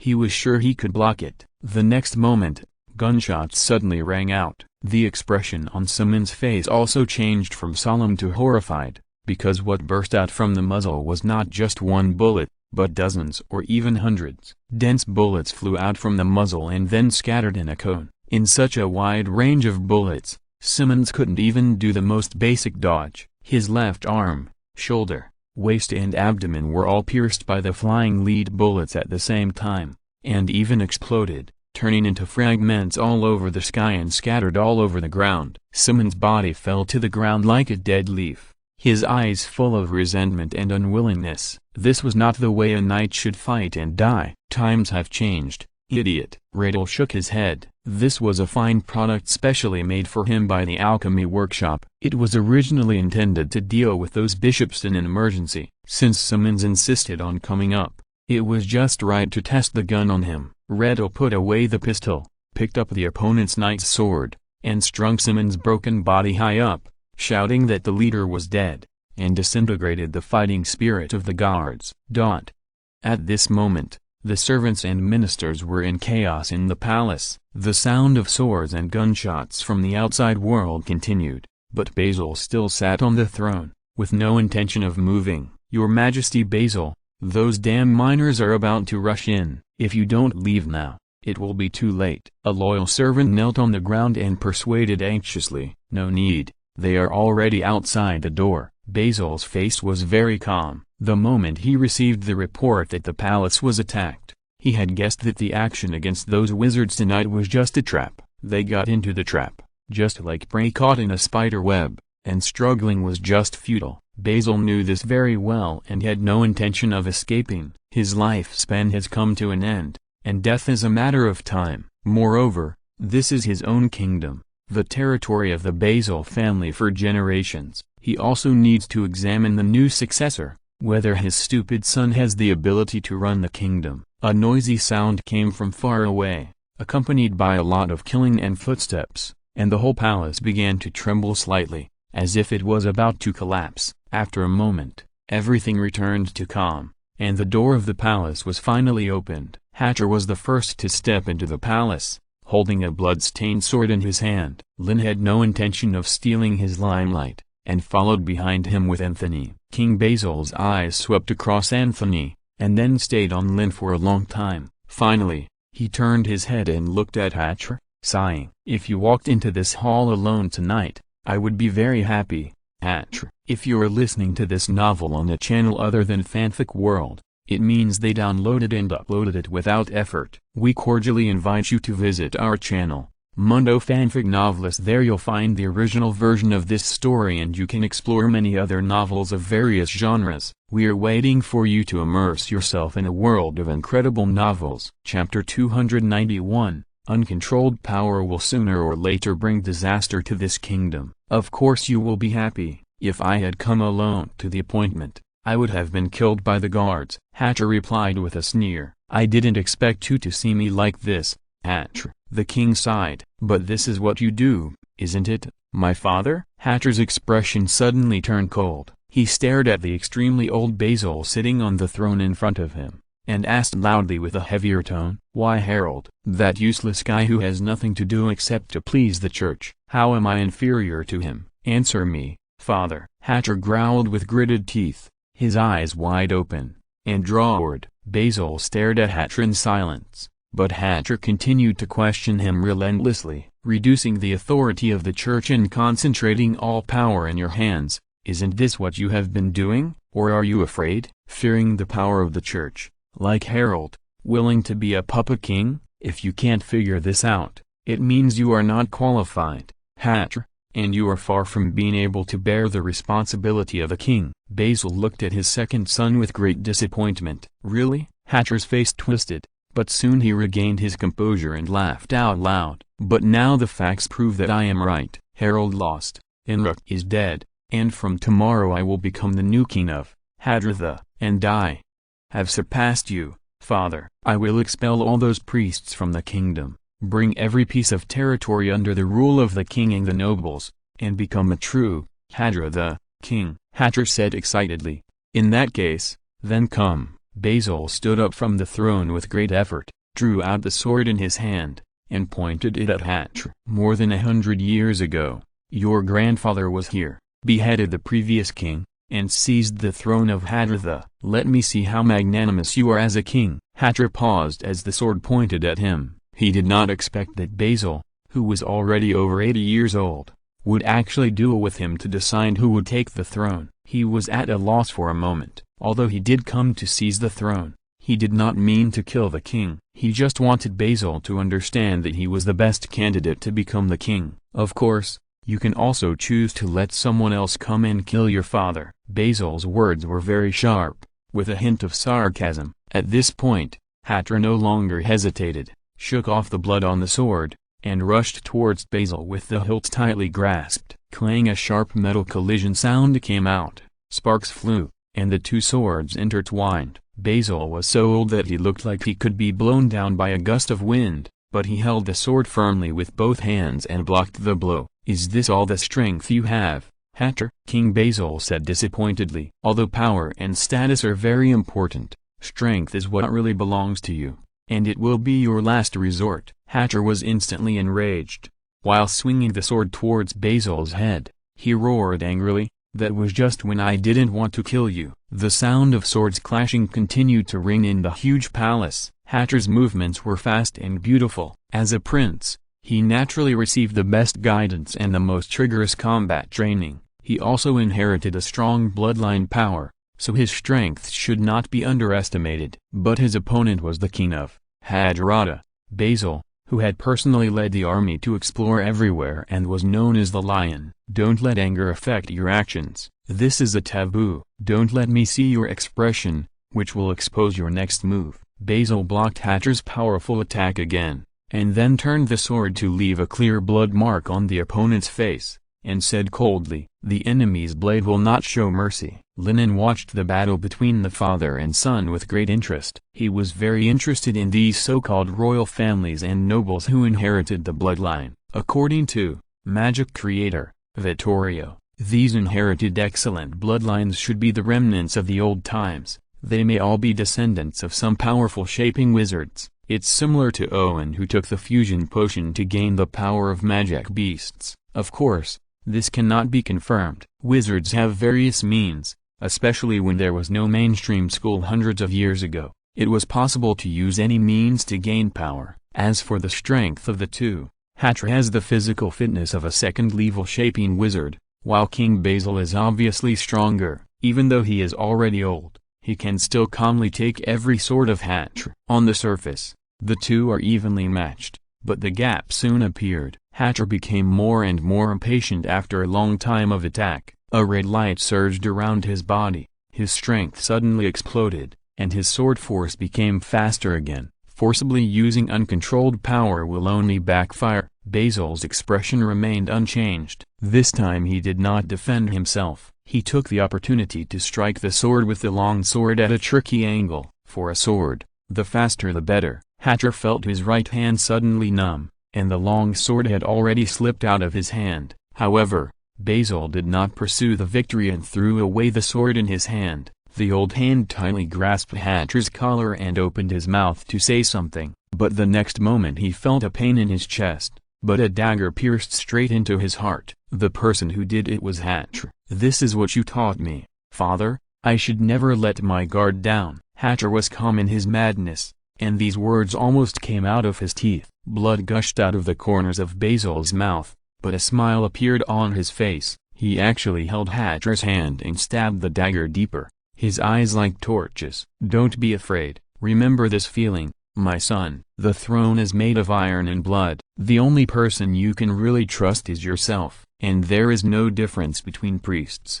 nobles, and wizards. Uncontrolled power will sooner or later bring disaster to this kingdom." Basil's voice was very low, mixed with a low moan of pain, almost ringing in Hatcher's ears. "You did something wrong.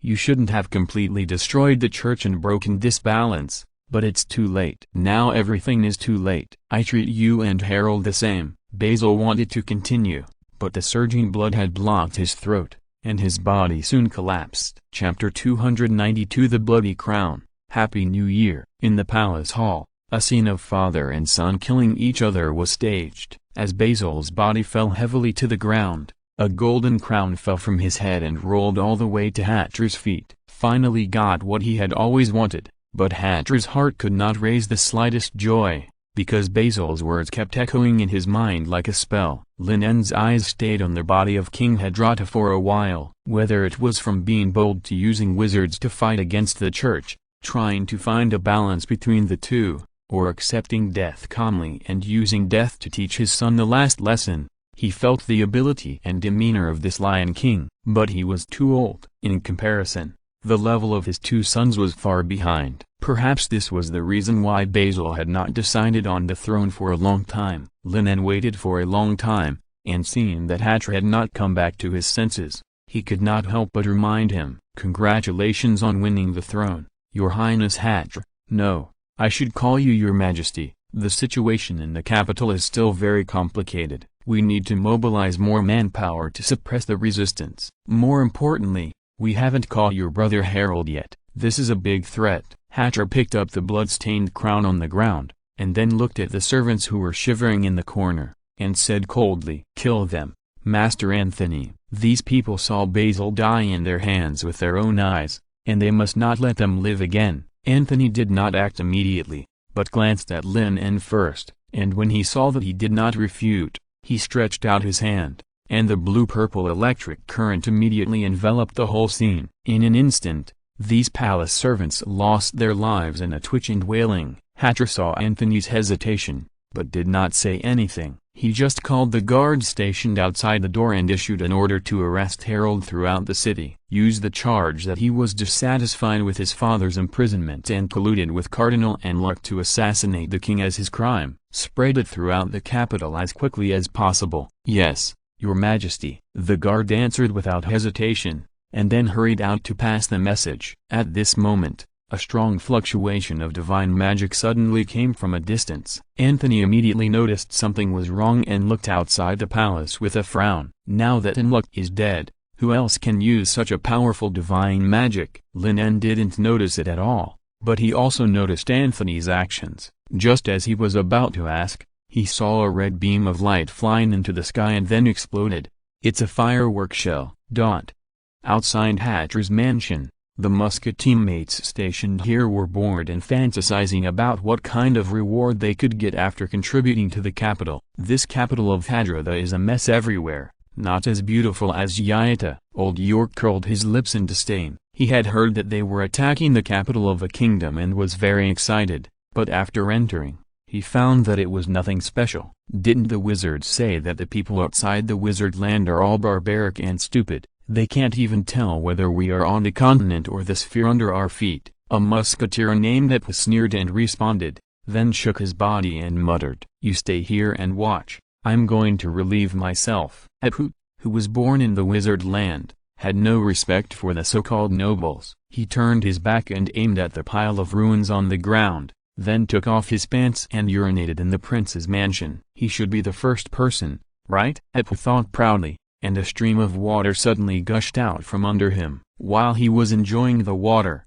he also saw a crystal object that seemed to be shining in the ruins. Could it be the treasure that the prince had stored in the mansion? Ep immediately became interested. Although the musketeers had expressly prohibited private possession and looting, as long as no one else could see it, he would not have violated the rules. He had secretly looted a lot of good things using this extremely fast method. Thinking of this, Apu quietly squatted down, but unexpectedly, the crystal object that reflected light flew directly towards him. This thing actually came to his door by itself? This last thought flashed through Apu's mind, and then he was hit on the head by a small badge, and immediately lost consciousness, and fell limply to the ground. Apu, you didn't trip over your own urine, did you? Old York saw Apu lying on the ground, walked over, and said jokingly. Apu stood up shakily, with an exquisite badge on his forehead. Old York also noticed this after walking a few steps. Just as he was about to ask,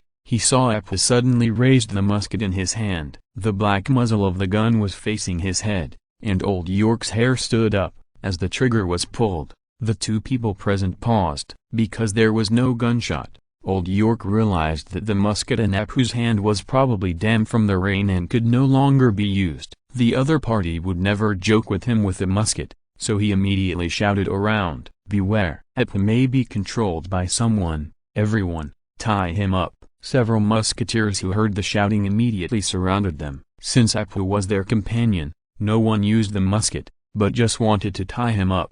However, Apu, who usually liked to be sneaky, showed extraordinary strength and fighting skills. He used the musket as a hammer and knocked everyone to the ground in a few strokes. Fortunately, more and more people came over soon, and many of them pulled the bolts of their guns and shot in this direction. Apu's face became extremely solemn. His mouth moved slightly, and then he stretched out an index finger. The dazzling white light immediately dispelled the darkness and blinded the eyes of everyone present. Waves of exclamations suddenly rang out. Old York and others, who had temporarily become blind, could only rely on their feelings and randomly pointed their muskets at Apu's direction to shoot, but instead caused a lot of accidental injuries. When they regained their sight and Ham led his men back, Apu had long disappeared.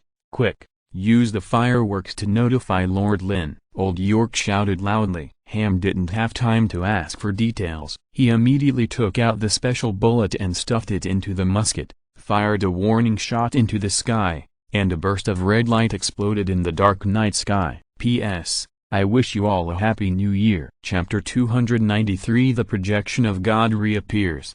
Hajarata, on the street in the capital, Apu, who had escaped, covered the wound on his left shoulder and stopped in a dark alley. Blood was dripping from the wound, staining the dark leather armor red. Apu frowned and cast a healing spell to heal the wound, but he could feel that the fragments of the shattered bullets were still in his body. "This body is too weak." Apu frowned and muttered to himself. As an extremely powerful six-ring priest, he never thought that one day he would fall to such a state. If it weren't for the power of the holy emblem, he would probably be dead by now. This holy emblem was made of the finger bones of the first saint. It was placed in the church to accumulate the power of faith of the believers so that it could be used to assist in the casting of more powerful divine arts. It was also his confidence in facing the two great wizards. However, what Unluck did not expect was that Cody, whose memory he had searched, actually used unknown means to hide from the divine arts and led them into a trap. The power of magic came so fast that he had no time to react. His whole body was paralyzed and lost consciousness. Unluck had no choice but to put his incomplete consciousness into the holy emblem, and then his whole body was destroyed in thunder and explosion. He now had to decide whether to stay and deal with the two devils believers, or pass the news here back to the Sekha's empire. "Great Lord, save your most devout believers. Please punish those evildoers. Your most devout believers are willing to offer everything here." Indistinctly, shouts came from the holy emblem, but it was the people of the capital who were hiding in their homes in fear and praying to the great Lord. Unluck immediately realized that this was an opportunity to fight back. The prayers of tens of thousands of people were enough for him to perform the art of divine descent in his current state, allowing a trace of the great Lord's incarnation to descend. "Come on, the most devout believers of the Lord, come here." Unluck conveyed his consciousness to each believer through the holy emblem, over and over again. In various parts of the capital, the people who were praying devoutly heard the call in their minds at the same time. "This is the will of God, Lord. You have not abandoned your believers." The believers shouted excitedly, ignoring the ongoing melee in various parts of the capital, and resolutely opened the door and walked out, gathering from various streets to the square inches the center of the capital. "What's going on? Are these people crazy?" Rettel, who led his men to occupy the 3 gates of the capital and was about to capture the eldest Prince Harold, saw such a strange scene. Many people who hid at home took to the streets together, shouting that this was the will of the Lord, and it was dark and dense, like a wave. The musketeers who were responsible for maintaining order were also startled. Even though they kept firing warning shots, they could not stop the situation. "What should we do now? Should we kill these people?" a musketeer said helplessly. Rettel was struggling. Although these people did not attack them, anyone with a discerning eye could see that something was wrong with them. But shooting and killing civilians who had no ability to resist went against their original intention. The voices of prayer in the center of the square became louder and louder. The faith of tens of thousands of people became a key and a point. Inluk saw that the time was ripe and took off the holy emblem on his head and threw it into the air. "Praise, the kingdom of heaven is coming." Inluk chanted an ancient and obscure spell. In an instant, a white beam of light from the holy emblem shot straight into the sky, illuminating the entire capital. It seemed as if stars were shaking and falling in the night sky. The pure white light gradually turned into a phantom of a holy and noble goddess. She looked down at all living beings, exuding endless majesty and sacredness. The melodious hymns echoed in the sky, and an unspeakable majesty spread across the sky. All the believers knelt on the ground, praising the Lord's kindness and greatness in the most humble manner. Rettel and the musketeers were also stunned, looking at the phantom of the goddess in the sky. Cold sweat flowed from their foreheads, and their legs could not help but weaken. Believers like Ham, who had given up their faith, knelt on the ground uncontrollably and confessed their sins loudly. "I didn't expect Inluk to still have such power." Lin En, who was in the royal capital, was also watching this scene. He had received a report from the musketeers and naturally knew what happened in the Hatcher mansion. The sudden strange behavior of Aput, who disappeared inexplicably after injuring his colleagues, was probably controlled. The only one who could do this was Inluk, who was a cardinal. The other party also cunningly mixed in with tens of thousands of people, using these poor people as shields. Lin En was not willing to carry out a massacre unless it was absolutely necessary, which was not conducive to their long-term rule. "Do you have a way to solve this thing, Anthony?" Lin En asked curiously. "You're joking." Although this is just a projection of her power, it is already on another level. Anthony's expression was extremely solemn. It was not until then that he realized that he had seriously underestimated the power of the cardinal. Even though he had become a 6-ring wizard, the power of a school alone was far from enough to establish a magic kingdom. "With your current power, can you release a second legendary magic?" Anthony asked tentatively. "I just sensed a powerful divine power. The support for this incarnation should be her forehead." "Of course not." Lin En shook his head. He was only a 3-ring wizard and did not have this ability. Lin En had prepared the magic for several days before, and he used the celestial phenomena and the alchemy formation to achieve such a good effect. "Then we can only evacuate now." Anthony sighed. He did not expect that they had done so much and seized control of the entire capital, but in the end they could only flee in a hurry. The most anxious person was Hatcher. He had finally ascended the throne, but now he had to evacuate and hand over the capital to his brother. Hatcher could never tolerate this. "Where are the musketeers in the capital? Aren't there long sticks that can spit fire very powerful?" "I still have 3,000 strong crossbowmen, with a total of several thousand people. We can always shoot them down," Hatcher said with a grim face. Anthony glanced at him and was about to mock Hatcher's unrealistic idea, but he heard Lin En say, "There is no need to evacuate. It happens that I have prepared some things to deal with this emergency. I thought I wouldn't need them." Lin En suddenly spoke up, pulling everyone back to their lowest point. Chapter 294 Lin En, "I just want to fuck her now." "Sir Lin, do you have a way to deal with her?" Hatch asked anxiously. He didn't want to lose his capital on the first night of his succession to the throne. Anthony also looked at Lin in surprise. Didn't he say that he couldn't use legendary magic anymore? Lin didn't explain,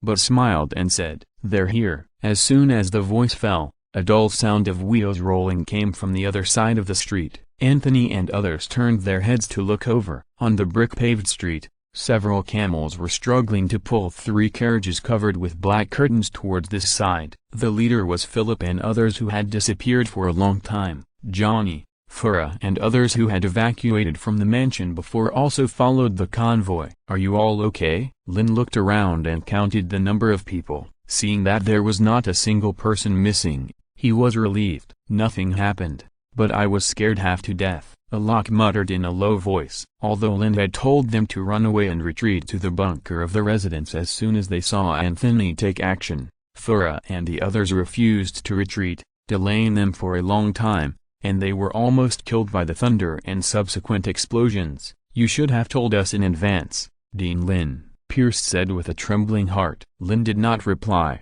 The most important point in making a trap is not to leak the news. It is not that he does not trust Alok and others, but he needs to consider the possibility of them being captured and their memories searched. Anthony on the side pulled down the curtain covering the carriage, and then he found that what was in front of him was not a carriage, but a very strange thing that looked a bit like a cannon, but it was more sophisticated and much larger than that. It was more than 2 meters high, with 4 wheels installed on the solid base.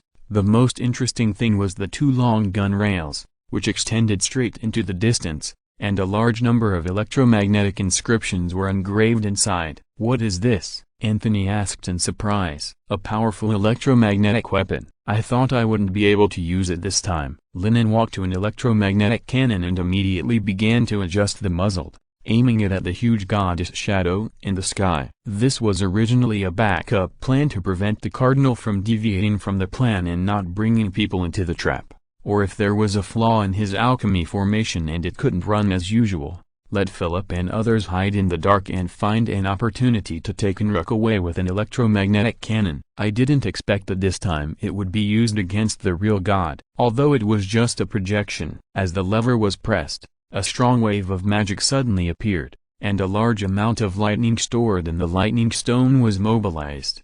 The runes on the gun rails lit up one by one, constructing an extremely powerful magnetic field, tightly binding the cannonball the size of a human head in the center. Because the research time was still too short, this experimental version of the electromagnetic cannon could only increase the projectile to about 7 times the speed of sound. This is certainly a terrifying power, but it is far from its limit. "Everyone, use chain lightning," Lin En shouted loudly, and at the same time stretched out his hand to cast a spell, and the blue current immediately hit the rune used to receive electricity. Farah and others also understood the urgency of the situation, and did it without hesitation. Hundreds of wizards in the entire school poured all their magic power into this electromagnetic cannon. The long gun rails were soon stained red by the high temperature, and the increasingly powerful magic fluctuations also exposed their whereabouts. The projection of the goddess hanging in the sky immediately cast her sights over. Time seemed to have returned to 2 years ago. Lin En clearly remembered that when he fled the Sekaz Empire by boat, he was also facing the same scene. At the beginning, he could only flee in a hurry with the help of the barrier of the Sea of Fog, but now, Lin En just wanted to have sex with her. The Great Lord has come. At this moment, in the square of the royal capital, tens of thousands of believers were kneeling on the ground devoutly, praying constantly, and kissing the ground under their feet to express their excitement. All the fear and troubles in their hearts disappeared, and only peace and joy remained. Enluk stood alone in the center of the square. After releasing the holy emblem, he could only control this body with a slight connection, and even lost the ability to use divine arts. But it didn't matter, because the will of the Lord has come. Through the eye of God connected to the holy emblem, Enluk quickly found his target. The great wizard Anthony and his apprentices were gathered on a street on the west side of the capital. The second Prince Hatcher was also here, and there was a young wizard who appeared in a magic projection, probably Carl. Lin, wanted by the Holy See, just deal with it together. Enluk's eyes flashed with anger and murderous intent, and then he closed his eyes and asked the Great Lord to punish those blasphemers. The motionless goddess Zu in the sky raised her right hand, and the green jade finger seemed to have crossed the barriers of space and time, and in an instant, it reached the front of everyone. The index finger was as huge as a mountain, from top to bottom, as if crushing a few ants. But even ants have a few fangs. Anthony took a step forward and activated the strongest protective magic he had mastered. The magic power quickly transformed into pieces of snake scales piled together, forming a semicircle to block in front of everyone, and collided with the mountain-like index finger. The solid snake scale barrier immediately sank, and then fine cracks appeared. Just 1 second later, it suddenly exploded. Under the strong backlash of magic, Anthony's figure shook violently. Fortunately, 2 blue streams of light flew past at this time and directly pierced through the index finger that tried to crush them into powder. But it was the other 2 of the 3 electromagnetic cannons, under the control of Philip and Orlando, that launched the attack first. The injuries were very limited. No blood flowed out, and no flesh and bones flew. It was only a shadow that was pierced. The pierced index finger was healing at a speed visible to the naked eye. Then the index finger turned into a whole palm. A strong divine light appeared in the palm and pressed towards everyone. The area covered by the palm has turned into a unique area. The air inside has become condensed,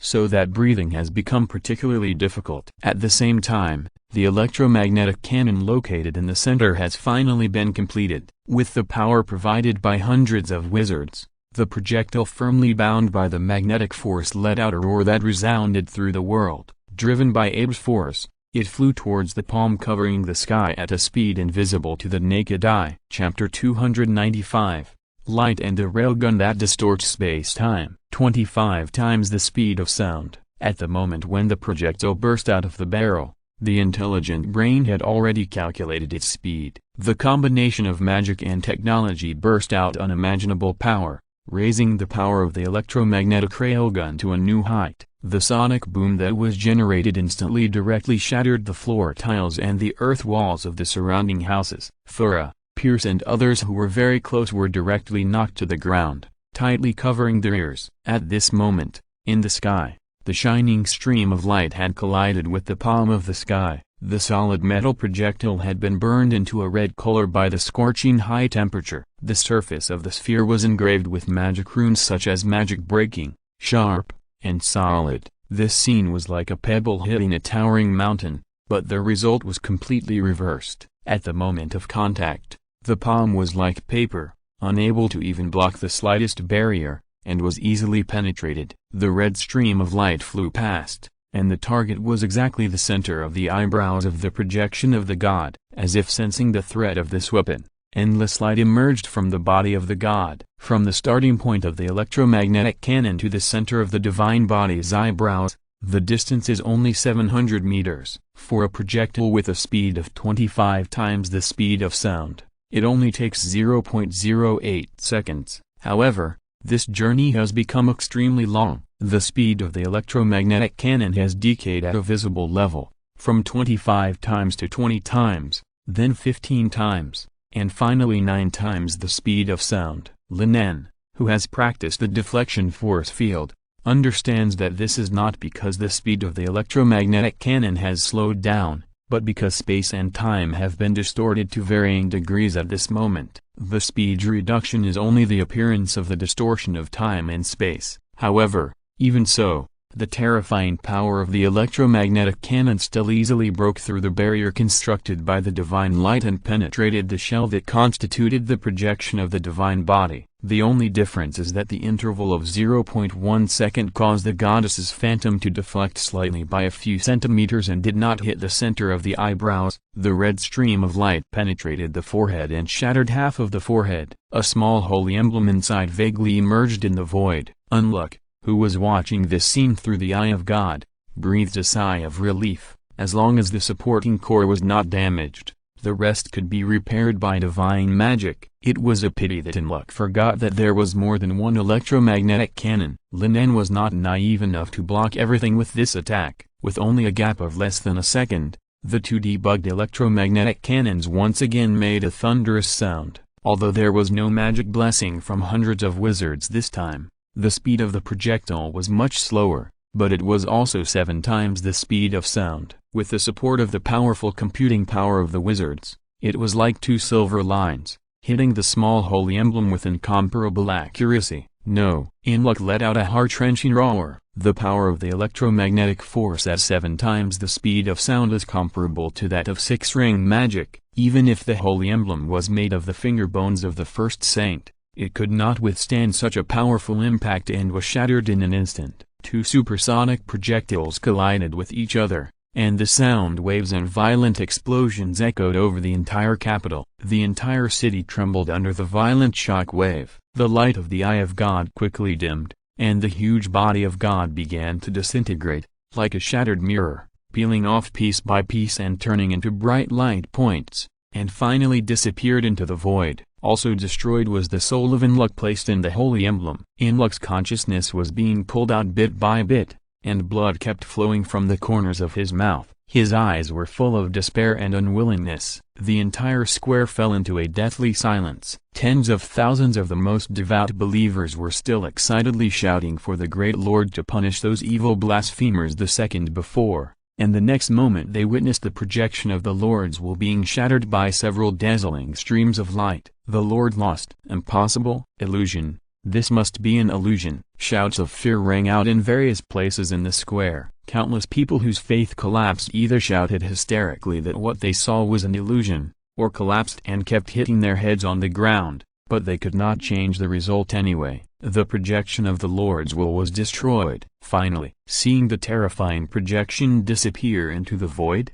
Lin En slowly breathed a sigh of relief. Just now, he really didn't have much confidence in winning, but he was just holding on in front of Anthony and others. Fortunately, he brought this big killer in advance to avoid any accidents, otherwise this time they could only withdraw from the capital in disgrace, making all their previous efforts invalid. What kind of magic is this? It seems to be related to electromagnetism. Anthony has not yet recovered from the stream of light that seems to be able to break everything, and kept asking, "This is called an electromagnetic railgun." Lin En replied with a smile, "Use the strong magnetic force generated by the electric current to propel the projectile." Anthony, who has recently begun to study Maxwell's equations, quickly analyzed the principle of this thing. In the past, he had always used the power of thunder to kill the enemy, but he had never expected that electromagnetic magic could be used in this way, and it was so powerful. Not bad. Lin En nodded, and did not explain too much. After all,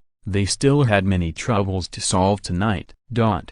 When Lin En and others arrived at the square, the chaotic situation had been controlled by the musketeers led by Riddle. Although there were many believers, they had lost their spirit and no longer had the mind to resist. The missing Apu was also found, but the body was already cold. After checking, Lin En finally confirmed that the other party had been controlled before. "Lord Lin En, what should we do with these civilians?" Riddle turned his head and looked at the kingdom's subjects who were either knocking their heads to the ground or crying. He was a little worried that Lin En would order them all to be killed, but he knew in his heart that keeping these people would be a hidden danger. "Let's control them first, and decide whether to release them after questioning," Lin En said after pondering for a moment. It must be said that Unluk gathered so many devout believers in the square, which helped him solve a big hidden danger. If these fanatics mixed in the capital and did something, it might cause them a lot of trouble from the inside. Now, all these troubles have jumped out and can be solved together. Those who are willing to accept ideological transformation will continue to be the subjects of the capital,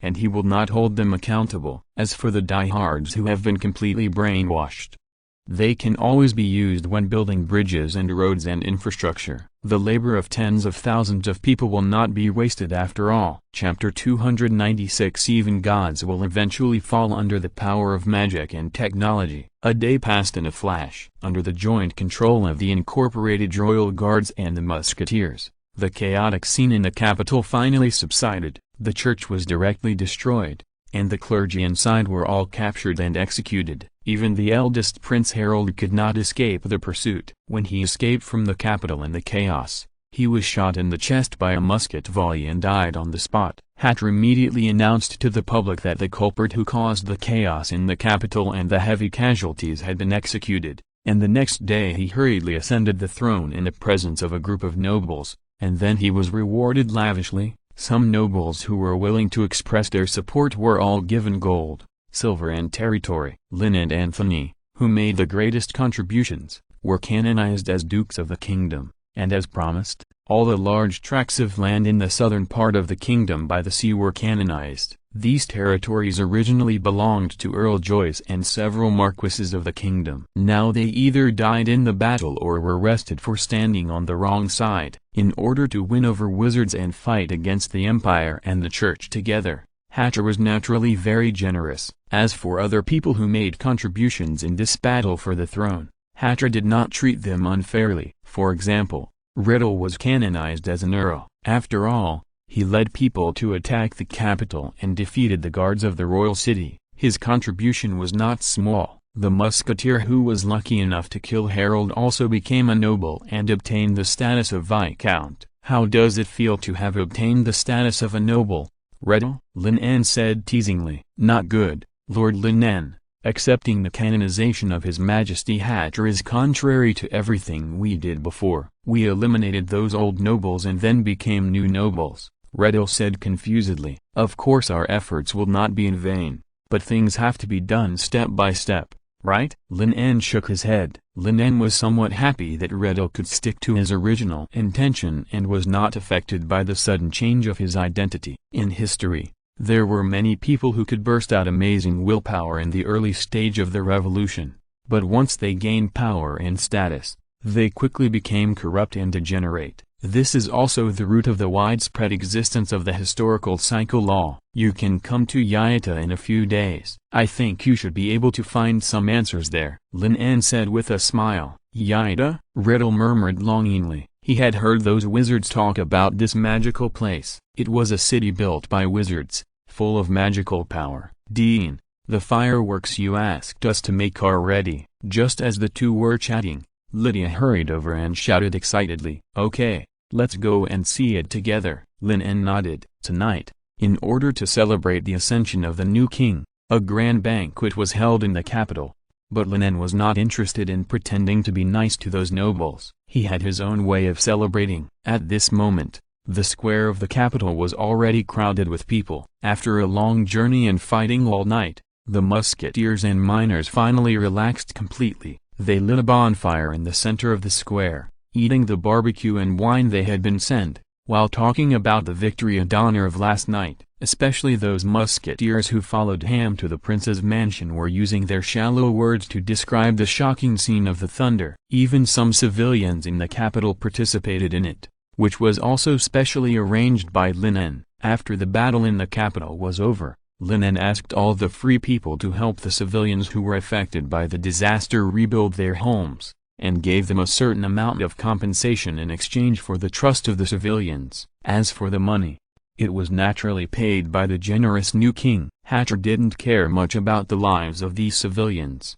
but he would not refute their faith because of this little thing. So when holding this celebration tonight, Lin En asked them to invite all the civilians they had helped. In the end, less than a quarter of the civilians dared to accept the invitation, but this was undoubtedly a good start. The change of ideas always takes time. Lord Lin En. After seeing Lin En's figure, cheers immediately rang out in the square. Everyone stood up and spontaneously made way. After the battle last night, no one would not know this wizard who was so powerful that he could change the sky with a wave of his hand and send down terrifying thunder to destroy thousands of guards. There are even rumors that the projection of the god that appeared in the sky above the capital yesterday was also smashed by this wizard who looked young. In the eyes of many people, Lin En is the incarnation of the god of thunder, a real god, or a messenger of God. Looking at the excited expressions of the crowd, Lin En smiled and spoke. Everyone, please sit down. This victory is the result of the joint efforts of all of us.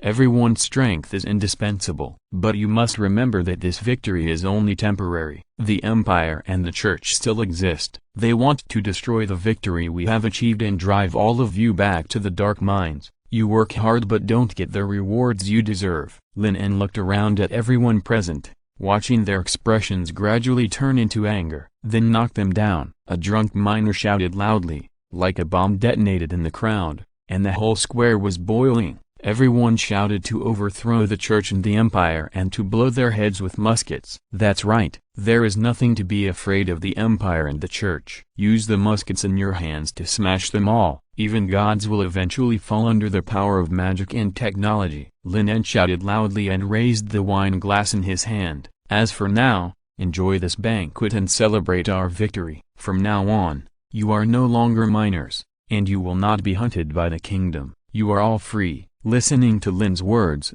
deafening cheers rang out in the square. Everyone held up the wooden cups in their hands, shouted "Long live freedom and go to hell with God," and then laughed and poured the strong wine in the cups into their stomachs. Lin quietly made a gesture, and Lydia, who had been waiting for a long time, quickly lit the fireworks placed in the square. With the muffled sound of whoosh, everyone in the square soon saw the gorgeous scene. A stream of light of various colors flew into the sky, and then exploded. The colorful fireworks bloomed in the sky like a bouquet of flowers in midsummer. Chapter 297 Swords can be made into plowshares, and plowshares can be made into swords. The flashing fireworks broke the tranquility of the capital. Many people in the capital who had just experienced the war almost thought that the war had started again. They were all scared. Even when they saw the beautiful fireworks outside the house, they couldn't help but worry whether it was some weird witchcraft. Fortunately,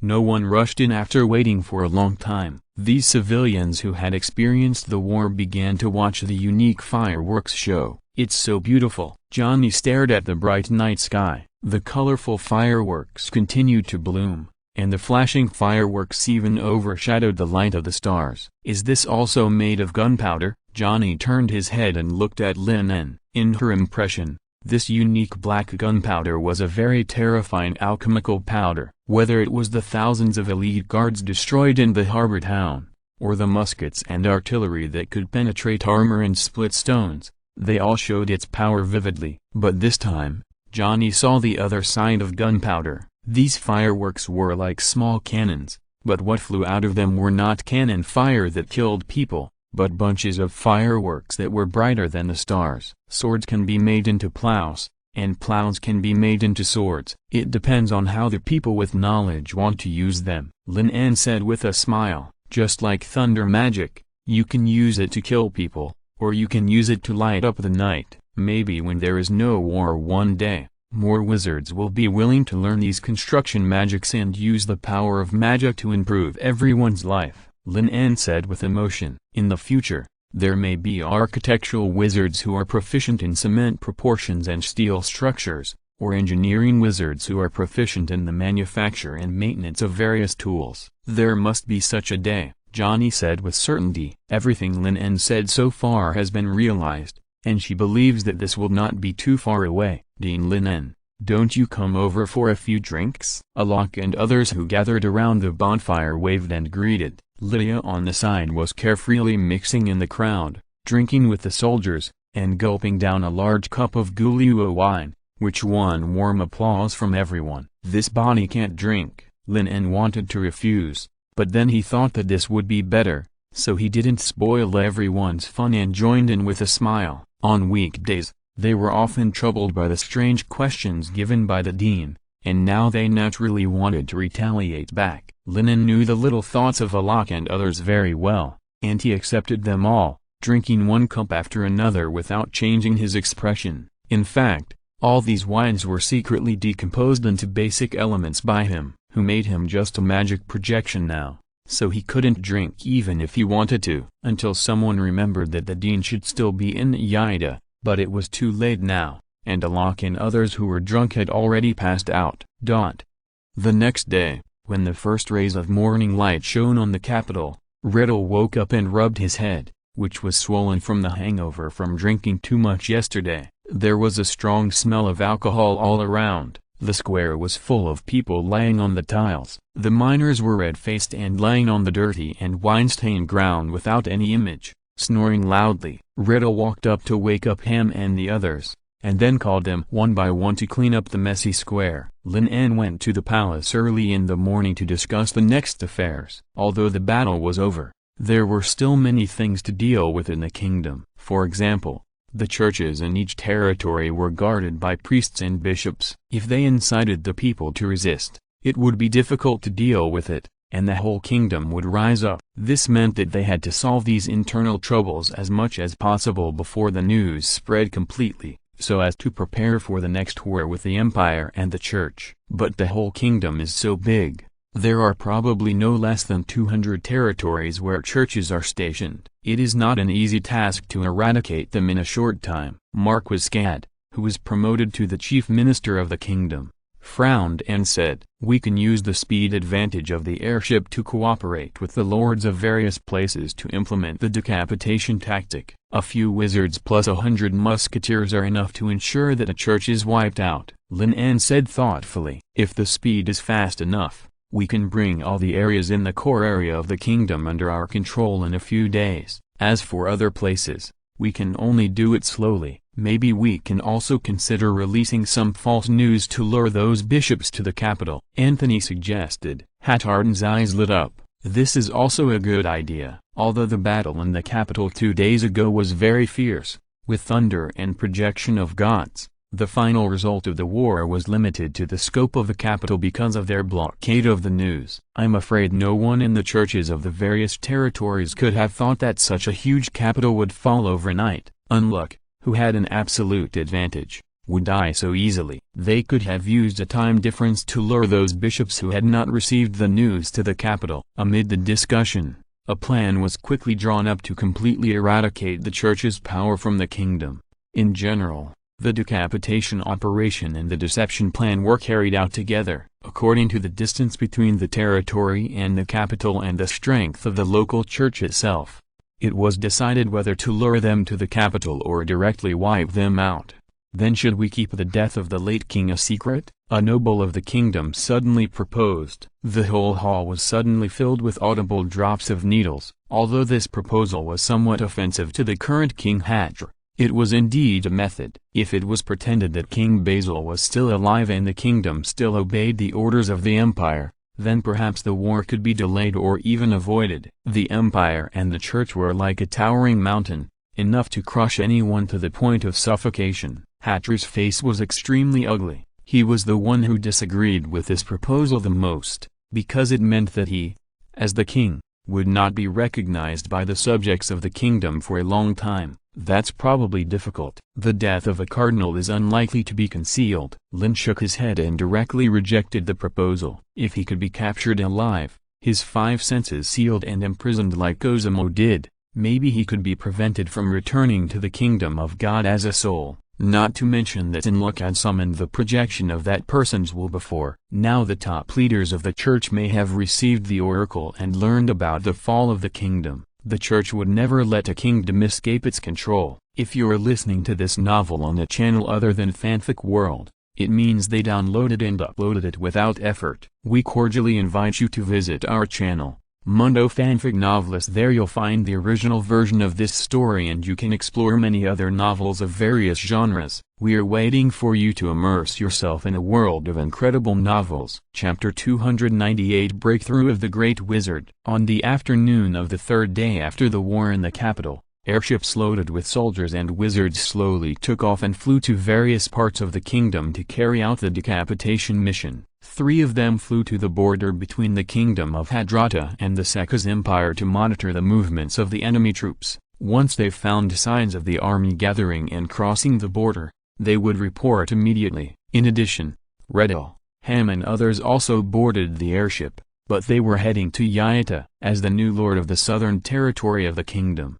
Redel had no idea about the construction of the territory and the resettlement of the poor. This time he went to Yaiata to explore a new way out for those who had gotten rid of their status as minors and gained freedom. The great wizard Anthony and others also went with him. Although most of the wizards of the entire school were sent out to assist in the decapitation operation, core disciples such as Fulla were still left by Anthony's side. He went to Yaiata to meet Lord Lynn Maxwell in person and was invited to participate in this year's academic seminar. Although the war against the empire is imminent, it takes time to assemble the army and prepare war materials. No matter how fast the church moves, it will not be here tomorrow. According to their estimates, it will take at least half a month to prepare. The information about muskets and artillery will most likely be leaked. It is probably not an easy thing to rely on these technological weapons to gain an overwhelming advantage again. Fortunately, this time Lin En does not intend to carry it alone.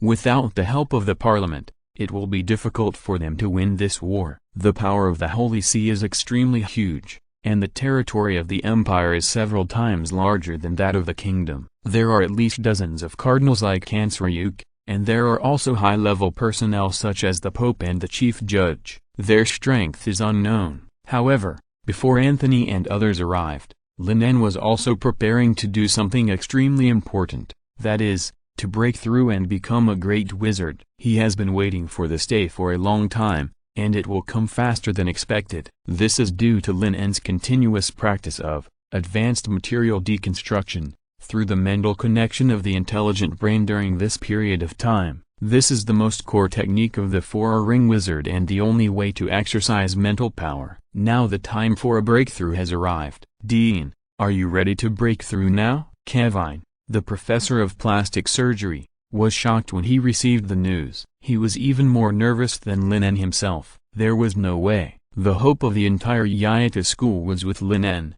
and they had no choice but to care. A great wizard is extremely important to any school. It often represents the rise and fall of the entire wizard school, and it is also a guarantee of strength and voice. But is it too fast? Should I wait a few more days? After the initial joy, Kevin hesitated again. After all, the breakthrough of the great wizard is accompanied by a lot of risks. Once failed, he would fall into a long period of mental weakness at best, and there would be a risk of mental breakdown at worst. It's today, no need to prepare anymore, Lin En said with certainty. Now he needs a stronger force. In this war to seize the capital, he basically relied on external forces to defeat the cardinal. If he relied on his own strength alone, he might not even be qualified to stand in front of the other party. This is not a good thing. No matter how much preparation is made, there will always be miscalculations. One's own strength is the basis for guaranteeing the bottom line. Lin En pushed aside the dean's affairs and took Kevin and others to the Screaming Tower,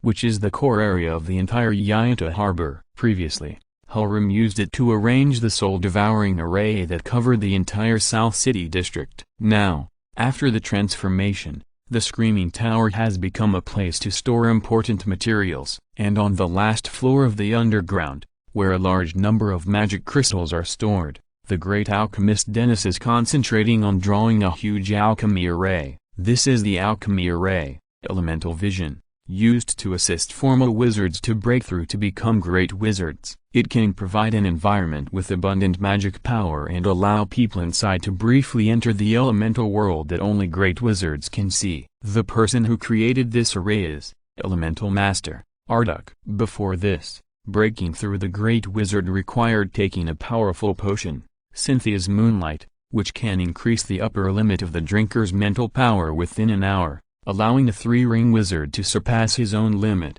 However, since this potion has strong side effects, once the breakthrough fails, it will increase the risk of mental breakdown, so it was banned as early as 70 years ago. Dennis explained to Lin En the precautions for breaking through the great wizard in a very solemn manner. Generally speaking, both the alchemy array and the potion are only auxiliary means. There is no shortcut to becoming a great wizard. Otherwise there would not be only 30 great wizards among the thousands of formal wizards in the entire wizard land. Lin En listened very seriously.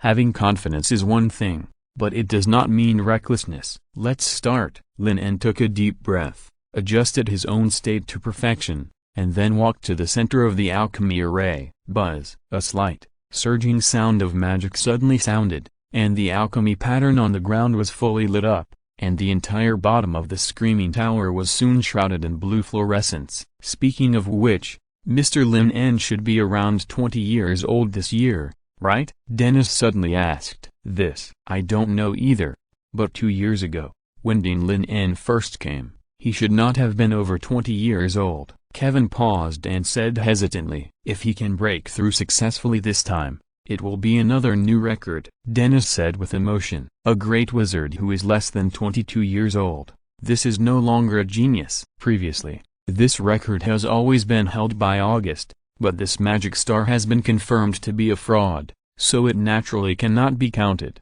When he broke through to become a great wizard, he was already over 40 years old, even if this was considered fast. With the operation of the alchemy array, a large amount of magic power was drawn from the magic crystal stone and continuously gathered to the center of the array, with no intention of stopping. Seeing this, Dennis's brows frowned. "Master, is there any problem?" Kevin asked hurriedly, and the school wizards gathered in the Screaming Tower also had a nervous expression on their faces. "It actually requires so much magic power," Dennis muttered to himself. Now it was not him who was controlling the formation, but Lin En who was at the center of the formation. However, the 100 magic crystals prepared earlier had been drained, but the formation still showed no sign of stopping. Chapter 299, Constructing the Domain and the Sea of Elements. "Go get some more magic crystals," Dennis said solemnly. Kevin did as he was told, and together with a dozen wizards from the school,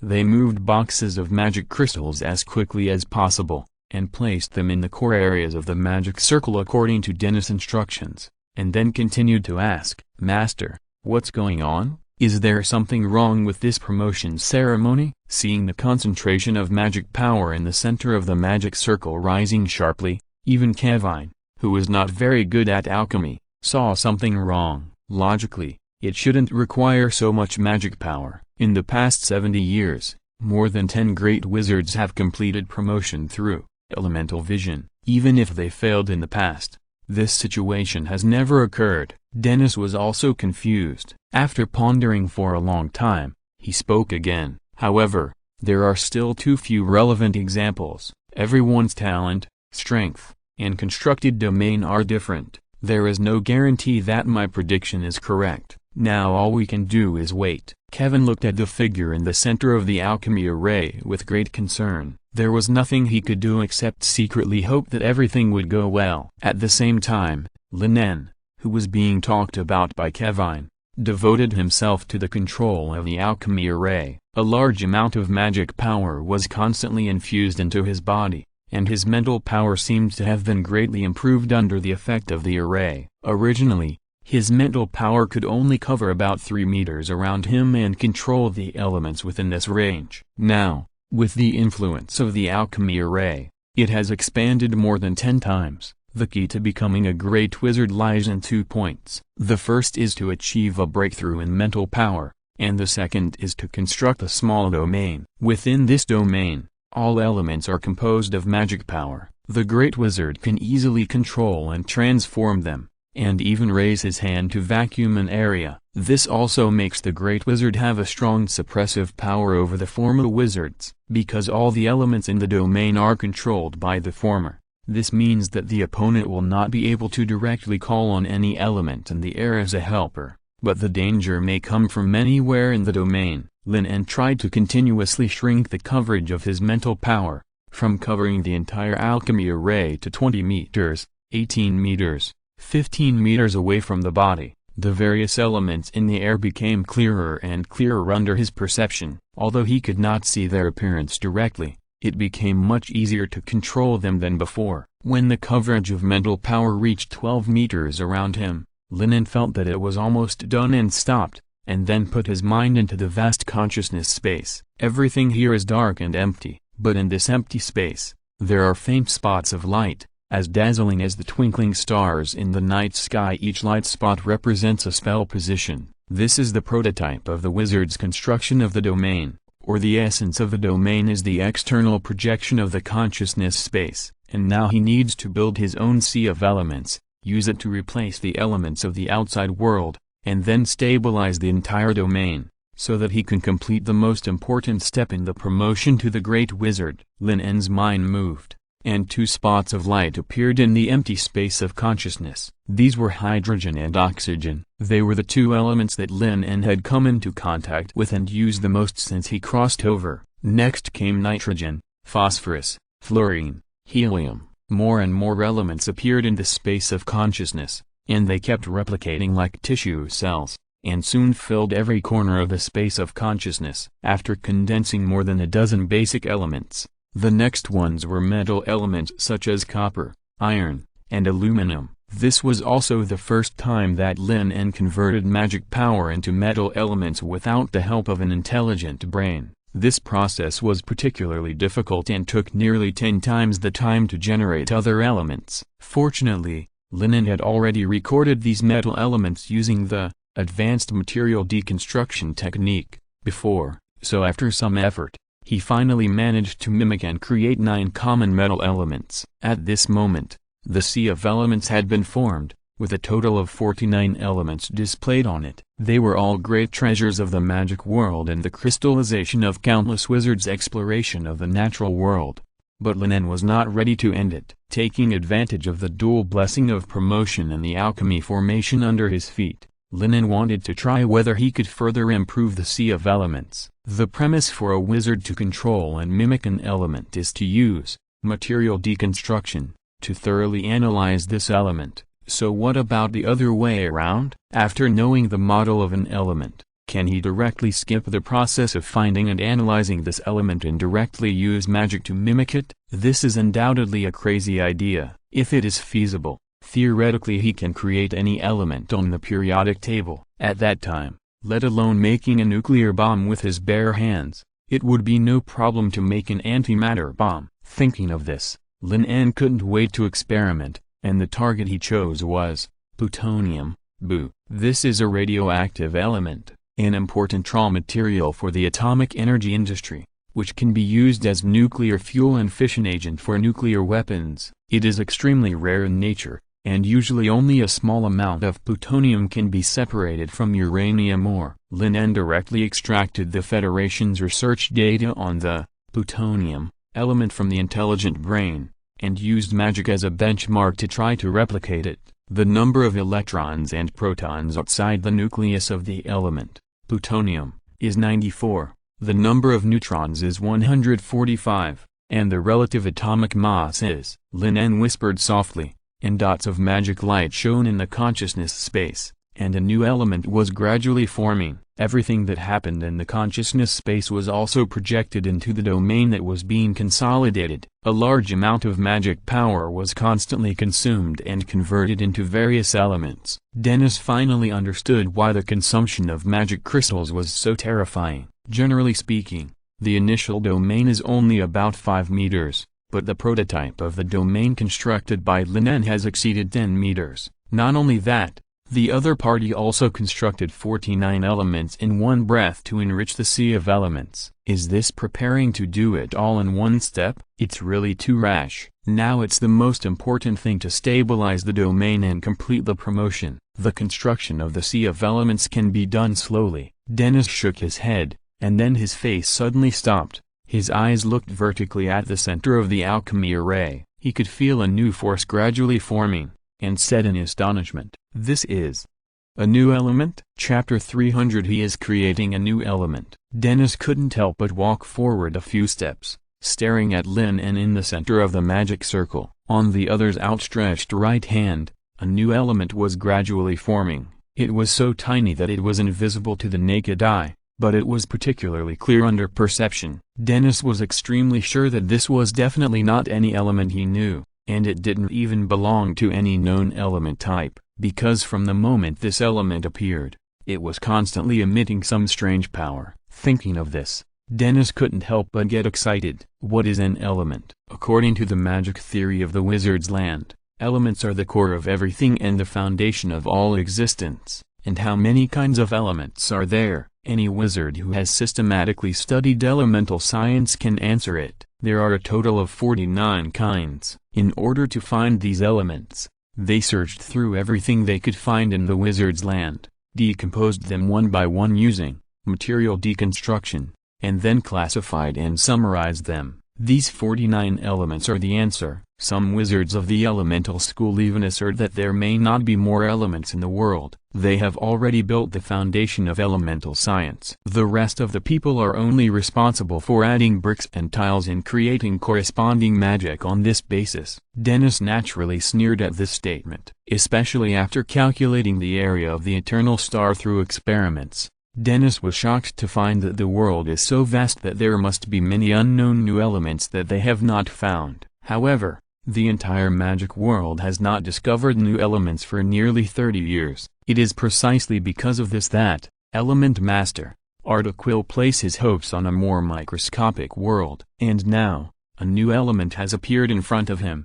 And it may even be a new type of element. How can Dennis not be excited? For all wizards who are proficient in elemental science, this is a heavy news. If Lin En was not making a breakthrough and the alchemy ray did not stop, Dennis would have rushed in immediately to find out what this new element was. Just as Dennis was waiting anxiously, the alchemy array that had been running smoothly suddenly became chaotic. The core of this instability came from the new element in Lin's hand. Stop! Dennis's face suddenly changed. He didn't care about the new element for a while and shouted. However, before he finished speaking, a huge elemental force broke out. The huge magic power bound in the array instantly lost control, forming a strong elemental storm that swept everything around. The entire alchemy array was shattered, and the elemental storm hit the surrounding bricks and stones, blasting them to pieces. Kevin and others who were very close staggered and were almost caught in the elemental storm. After finally standing firm, they all looked horrified. Could it be that the breakthrough failed? Kevin thought worriedly. After the elemental storm dissipated, Lin's figure soon appeared in front of everyone. It seemed that except for being a little dusty, there was nothing wrong with him. He just frowned and seemed to be thinking about something. Seeing Lin En's frown, Kevin immediately understood. A trace of regret appeared on his face, and he sighed and stepped forward to comfort him. Dean Lin En, it is not easy to break through the Great Wizard. You still have a lot of time, and a temporary failure is nothing. Wait, who said I failed to break through? Lin En paused and asked in confusion. In other words, you succeeded? Kevin asked in astonishment. Of course. Lin En smiled and nodded, and then his mind moved. The magic power in the domain spontaneously transformed into iron elements, and instantly gathered together, turning into a several-meter-long heavy sword, suspended in the air. The 12 meters around him were all within his domain range, and he could control these magic powers to change and combine them at will. Great! This way, the Yayata school will have another great wizard, Kevin said excitedly, without any doubt in his heart. Mimicking metal elements, this is indeed something that only a great wizard can do. The wizards of other schools were also excited. Since the death of Master Helram, Yayata has lost a pillar. Although many of the novel theories proposed by Lin En have shined at academic seminars and made the name of the Yayata school resound throughout the wizard land, no matter what, a great wizard is the guarantee of the strength of a school. Wait, since you have successfully completed the breakthrough, what about the previous magic rite? Kevin suddenly remembered this and asked in confusion. Before Lin En could answer, Dennis on the side interrupted eagerly. Dean Lin En, were you going to create a new element just now? Dennis' tone was extremely solemn, and he even used the word creation. The previous elements can only be described as discovery, because they all exist in nature. They just found that element and used material deconstruction to analyze and use it. What Lin En did was different. At first, Dennis thought that the other party was just using magic to mimic an unknown new element. But when the element went out of control, he found something wrong. Lin En was clearly constructing a new element from scratch. But how is this possible? Even the legendary speakers can't do such an outrageous thing. And Lin En almost succeeded just now. No, it can't be considered as creation. I just happened to hear a master of the Secret Law Society mention the structure and corresponding model of this plutonium element, so I wanted to try to replicate it. Lin En shook his head and explained. It's a pity that it failed in the end. In his opinion, the use of elements by wizards can be compared to writing programs. All they have to do is to use magic to copy and paste those codes that can run successfully. As long as they get it and don't make any changes, they can make do with it. What Lin En did just now was to guess what the code was about, imitate it, and then there was a bug during the operation. However, judging from the fact that the element was generated normally, there was nothing wrong with the plutonium element model in the federal database. It just got stuck when it came to the simulated electron layer, because that involved the quantum field. He didn't know how to make the electrons outside the nucleus jump, and how to make them have a probability distribution. In other words, He could only write this section of code randomly, and as a result, something went wrong. End of this chapter. Thank you very much for reaching the end. Don't forget to like. Looking for more exclusive content and immediate access? Subscribe to our Patreon. Remember, every like, subscription, or donation encourages us to continue. Thanks to everyone. See you in the next video.